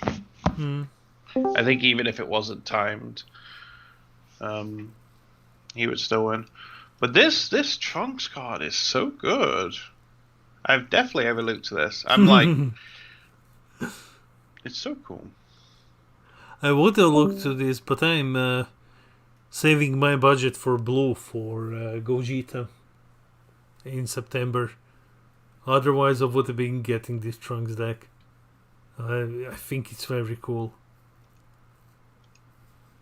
Okay, so there is a scene again. Okay, so this is unfortunate because that's gonna help. How much life does Goku is on 2, Trunks is on 5. Yeah, because this is the problem where, because of the way he goes life set, like, there could be 3 under there, and his opponent's not going to keep track of that. And now the dice is not on there, you can be a bit dodgy with it, but I'm sure his opponent isn't. But still, it's something that's just be cautious of.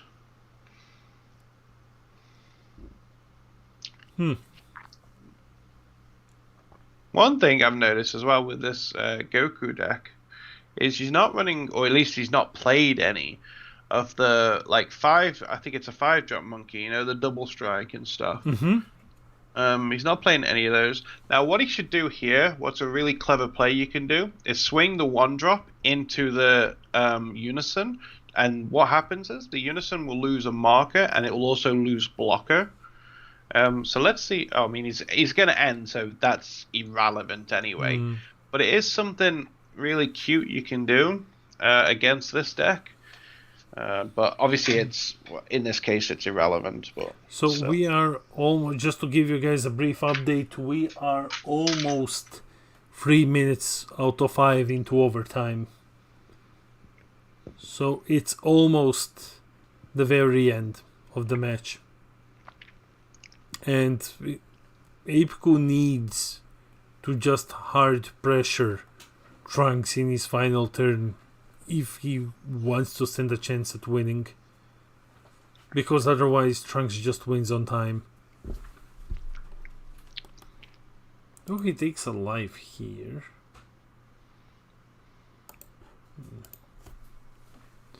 Okay, so Z Awakening? Oh, no. Oh, ignore me.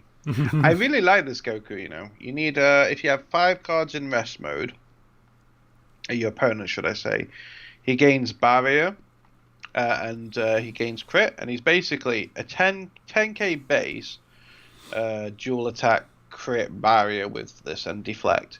But then what happens is on every swing, he KO swing in rest mode, and he also gets a 5k boost, so he's 15 on the first swing, and then he's 20 on the second swing. It's a card I've recently started playing, using, should I say, and I've only used it once so far, and I really liked it when I played it. So I feel like it's a very good card. 1 minute left on time. He's got to pay costs before he decides if he's negating, unless he doesn't have the Z energy. Okay, I assume he doesn't have the Z energy. Oh no, he won't have. He's only got 1. Ignore me.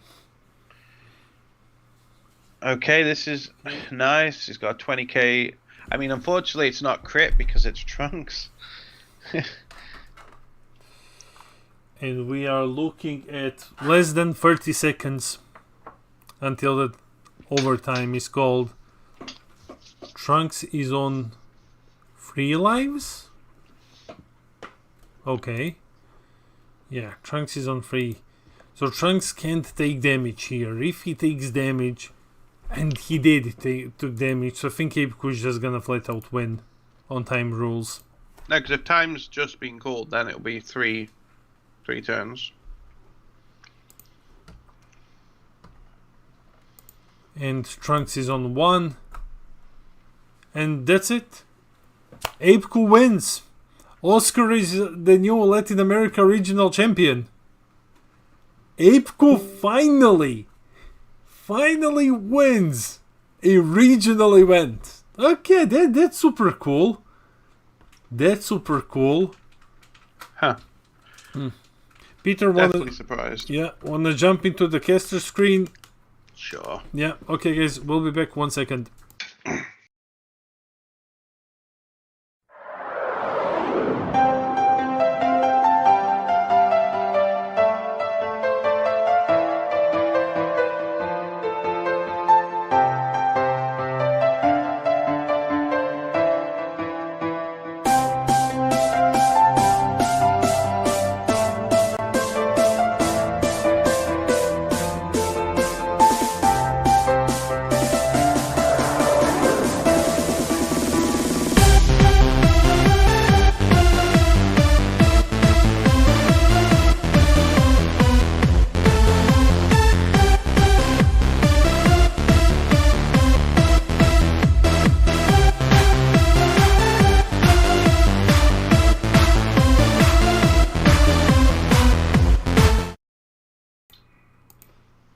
Okay, everyone, so what a finale! What a finale! Apeku, ever since its introduction in BT18, as much as I remember, hasn't won a big event, and now today Apeku finally takes a big event. No, I think he actually won already one in Latam. Not sure, but Apeku wins. And Oscar is the newest Latin America regional champion. Congratulations. Yeah, well done, buddy. I'm just copying and pasting something in the chat. Very nice to see the finals as Trunks versus Goku. It was a surprise final. I still don't see how Goku won this. It feels like there's no reason why Goku should have won, but maybe there's something else, I don't know. But regardless, good game. Yeah, it was a good game. I would have liked to have seen Trunks win personally, but it is what it is. Well, yeah, that concludes the double upload weekend. That concludes the double regionals weekend. Thanks to everyone for joining us. We've been live streaming in total, let me see, around 10 hours in total over this Sunday. What an adventure. Plus we also had an Asia regionals as well, which we didn't live stream, but Gohan won that one. And there is the Gopia French regionals, which is still going on Twitch. It looks like it's 1-1 and it's launch versus Android 21. Yeah. So what else can I say other than thanks everyone for joining us, and thanks to the TOs for having us. Guys, we already have a schedule for August, so no live stream next week. But then we have 3 weeks in a row of live streams in August, 2 of which are European regionals, back to back, 2 weekends. And I guess that's all I have to say. Peter? Yeah, sorry, I'm a bit tired still. But no, thanks everyone for watching pretty much everything Damian just said. Obviously, it's good to see when chat is talking. Sometimes you guys are talking nonsense. Sometimes you're making sense. But regardless, I love the fact you guys are there every step of the way talking to us, and it makes the streaming experience better. No matter what you're talking about. So you guys carry on doing what you're doing. It's fantastic to see everyone from around the world tune in, and obviously extra thanks to everyone that obviously watched Oceanus and Latin with us, because obviously me and Damian have quite bad sleep schedules because of those events. Quite bad. Yeah, like 3 o'clock in the morning, and it's an understatement. Yeah, and sort of trying to get 2 hours sleep here and there. But thanks for everyone who came along and watched and chatted and played, and all the TOs and all that jazz. Good job. Yeah. So guys, that's it. And thanks for dropping it by, and we will see you